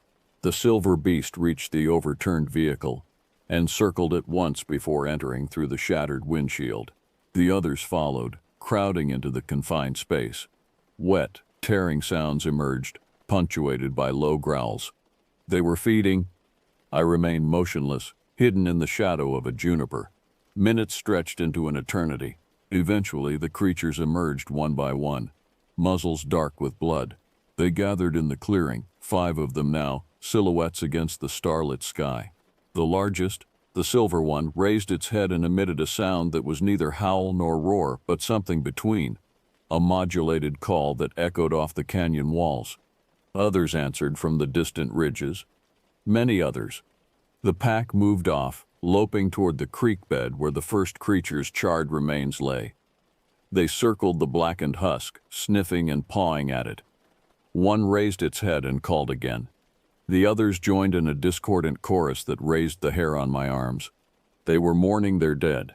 The silver one approached the burned creature and nudged it with its muzzle. When there was no response, it threw back its head and emitted a sound I will hear in my nightmares until I die. A high, keening wail that was too structured to be animal, too alien to be human. The others joined, their voices blending into a symphony of grief and rage that filled the canyon. Then, as one, they turned toward my hiding place. They had known I was there all along. I ran. My legs pumped mechanically, carrying me up the steep trail we had explored earlier. Behind me, the pack gave chase, their pursuit eerily silent, but for the occasional click of claws on stone. I didn't look back, couldn't afford to. Every ounce of energy went into climbing, into putting distance between myself and those amber eyes. The trail steepened, my lungs burned. The wound in my calf had reopened, leaving a blood trail any predator could follow. Still I ran, driven by pure animal terror. I reached the granite slab where we'd found the javelina carcass that morning, a lifetime ago. Beyond it, the trail narrowed between volcanic spires, forming a natural bottleneck. I squeezed through the rough stone tearing at my clothes and skin, and emerged into a small clearing surrounded by hoodoos. The rock formations rose around me like ancient sentinels, their eroded forms creating a natural fortress. Some had weathered into thin towers barely 2 feet wide, with narrow gaps between them. A defensible position if I could reach it before the pack arrived. I staggered to the nearest cluster of spires and wedged myself into a gap barely wide enough for my body. Stone pressed against my chest and back, holding me upright when my trembling legs threatened to give out. I worked my way deeper, the passage narrowing until I could go no further. The first of the creatures appeared at the bottleneck, its silver fur ghostly in the moonlight. It paused, amber eyes scanning the clearing, nostrils flaring. The others crowded behind it, rumbling deep in their chests. The silver one padded forward, following my scent to the base of my hiding place. It circled the spire once, then rose on its hind legs, forelimbs pressing against the stone. Its claws scraped granite, leaving deep gouges. It stretched its muzzle toward the gap, teeth gleaming wet in the darkness, but its shoulders were too broad to enter the narrow space. It dropped back to all fours and paced, eyes never leaving mine.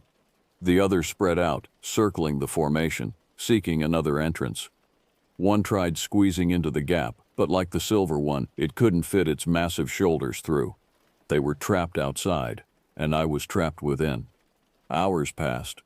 The creatures maintained their vigil, taking turns testing the gaps between spires, never leaving more than one entrance unguarded. Their patience was terrifying. They seemed prepared to wait as long as necessary for me to emerge. The moon tracked across the sky, painting the canyon in silver light. My legs cramped, thirst clawed at my throat. The wound in my calf throbbed with each heartbeat. Still I remained wedged in my stone prison, watching the amber eyes that watched me. Near dawn, a new sound echoed through the canyon, a mechanical growl unlike the beast's vocalizations. An engine. A vehicle on the forest road. The creatures heard it too. The silver one raised its head, ears swiveling toward the sound. It emitted a short, sharp bark. The others responded immediately, melting into the pre-dawn shadows with fluid grace. Within seconds they had vanished completely. But I knew they hadn't gone far. They were waiting, watching. This was their territory. I remained in my hiding place as dawn broke over the canyon rim. The rising sun illuminated the clearing, driving shadows from the crevices where the creatures might hide. Only when the morning was well advanced did I dare to move, extracting myself painfully from the narrow gap. My legs buckled as I took my first step. I caught myself against a spire, breathing through the pain as blood returned to my cramped muscles. The clearing appeared empty, but I knew better than to trust appearances. The beasts could be watching from any shadow, any crevice. The engine sound had stopped. Someone had reached the campsite, rangers perhaps, or other campers. Potential rescuers who had no idea what waited in these hills. I had to warn them. I made my way carefully down the trail, every sense straining for signs of the pack. The forest had come alive with morning sounds. Birds calling, insects buzzing, wind rustling through juniper branches, normal sounds that felt obscene after the night's horrors. I paused at each bend, scanning the path ahead before proceeding. The blood trail I'd left during my flight had dried to rusty smears on pale stone. Would the creatures use it to track me if they returned? Or did they already know exactly where I was? The descent seemed to take hours. My injured leg threatened to give out with each step. Thirst made my thoughts sluggish. When I finally glimpsed the clearing through the trees, I almost wept with relief. A white Forest Service truck was parked beside our ruined RV. A uniformed ranger stood outside, notepad in hand, documenting the wreckage. He hadn't gone inside yet, hadn't seen what remained of Jordan and Lena. "Hey," I croaked, my voice barely carrying. I cleared my throat and tried again. "Hey!" The ranger turned, startled. His hand moved to the sidearm on his hip. When he saw my condition, blood-soaked clothes, wild eyes, limping gait, he relaxed slightly and moved to meet me. "Sir, are you all right? We got a report of—" "We need to leave," I interrupted, grabbing his arm. "Now. They're still out there." "Who's still out there? Were you attacked?" "Not who. What?" I glanced nervously at the surrounding trees. "There's no time, please." The ranger, his nameplate read Peterson, gently disengaged my grip on his arm. "Sir, I need you to calm down and tell me what happened. Was there an accident? Are there others in your party?" "Dead," I said flatly. "They're all dead. The things killed them. Please, we have to go before they come back." Peterson's expression shifted from concern to wariness. Things. What things, exactly? How could I explain? What words could possibly convey the horror of what I'd witnessed? I settled for the simplest truth. "Monsters," I said. "Please, just get me out of here." The ranger studied me for a long moment, then nodded. "All right, let's get you to the truck. We can sort this out at the station." He helped me to the vehicle and eased me into the passenger seat. As he circled to the driver's side, I caught movement at the edge of the clearing, a flash of silver fur, amber eyes watching from shadow. Then gone. "Hurry," I urged as Peterson settled behind the wheel. "They're here." He followed my gaze but saw nothing. "Let's get you looked at," he said, starting the engine. "You've lost a lot of blood." As we pulled away, I kept my eyes on the tree line. Just before the road curved out of sight of the clearing, I saw them, 5 shapes emerging from the shadows to stand in the open. The silver one raised its head and let out that keening wail that was neither animal nor human. Peterson heard it too. His hands tightened on the steering wheel. "Mountain lion," he said, but his voice lacked conviction. I said nothing. What was the point? We bounced down the rutted forest road in silence. Peterson radioed ahead to the ranger station, reporting a severely injured camper and requesting medical assistance. He made no mention of the whale, nor did he ask me again what had attacked our group. At the ranger station, the deputy measured the claw marks on my chest and legs and said mountain lions sometimes stand on hind legs. When he saw the 5-toed tracks Peterson had photographed at my insistence, He radioed a warden, then sent us on our way, paperwork unfinished. No one went back to recover the bodies. They said the canyon was unsafe due to unstable rock formations. A convenient lie. I think they knew or suspected what waited there, and I think they'd known for a long time. Jordan spent 6 weeks in a Flagstaff hospital. The official report listed his injuries as the result of an RV accident and subsequent animal attack. Species undetermined. The doctors marveled at his survival. 4 broken ribs, a punctured lung, deep lacerations across his chest and arms. By all rights, he should have died in that canyon. I visited daily, watching as he drifted in and out of consciousness, his face contorted by nightmares even the morphine couldn't suppress. When he finally spoke, his first words were about Lena. "She pulled me into the bathroom," he whispered, voice raw from the breathing tube they'd only recently removed. "Shut the door. Told me to be quiet." His eyes filled with tears. "She saved me, Miles, and I couldn't save her." I squeezed his hand, not trusting myself to speak. I hadn't told him yet how I'd found her sketchbook in the wreckage during a supervised retrieval of personal effects. The pages were splattered with blood, but her final drawings remained intact, detailed renderings of the creatures that had attacked us. Page after page of anatomical studies, as if she'd been trying to understand what they were. The last sketch showed the silver one standing upright, its proportions more human than wolf. She had written a single word beneath it: changing. The authorities classified the incident as a mountain lion attack exacerbated by an RV rollover. When I protested, showing them Lena's sketches and describing the creatures in detail, they listened politely and did nothing. The canyon remained open to hikers and campers. No warnings were posted. I went to the local paper, then to larger outlets. None would run the story without official confirmation. One reporter showed me similar accounts dating back to the 1950s, all dismissed as hoaxes or misidentifications, all centered around the same canyon system. Lena's family held a memorial service once Jordan was well enough to attend. Her body had been cremated without autopsy, despite my objections. The cause of death was listed as exsanguination due to animal attack.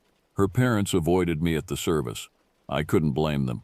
In their position, I would have wanted someone to blame too. Jordan moved in with me after his release from the hospital. His nightmares were worse than mine. Most nights I found him huddled in the corner of the guest room, revolver in hand, watching the windows. He jumped at shadows. Ordinary dogs sent him into panic attacks. "They're still out there," he would say, staring into his coffee each morning. "And they're changing, Miles, becoming something worse." Lena painted the beast from memory. Amber eyes, ruined jaw, smoldering pelt, and sold the canvas to a collector who liked outsider art. The painting brought enough to cover her funeral expenses, though Jordan never touched the money. It sits in an account he refuses to acknowledge. I fixed the RV, but not the dented roof. It reminds me.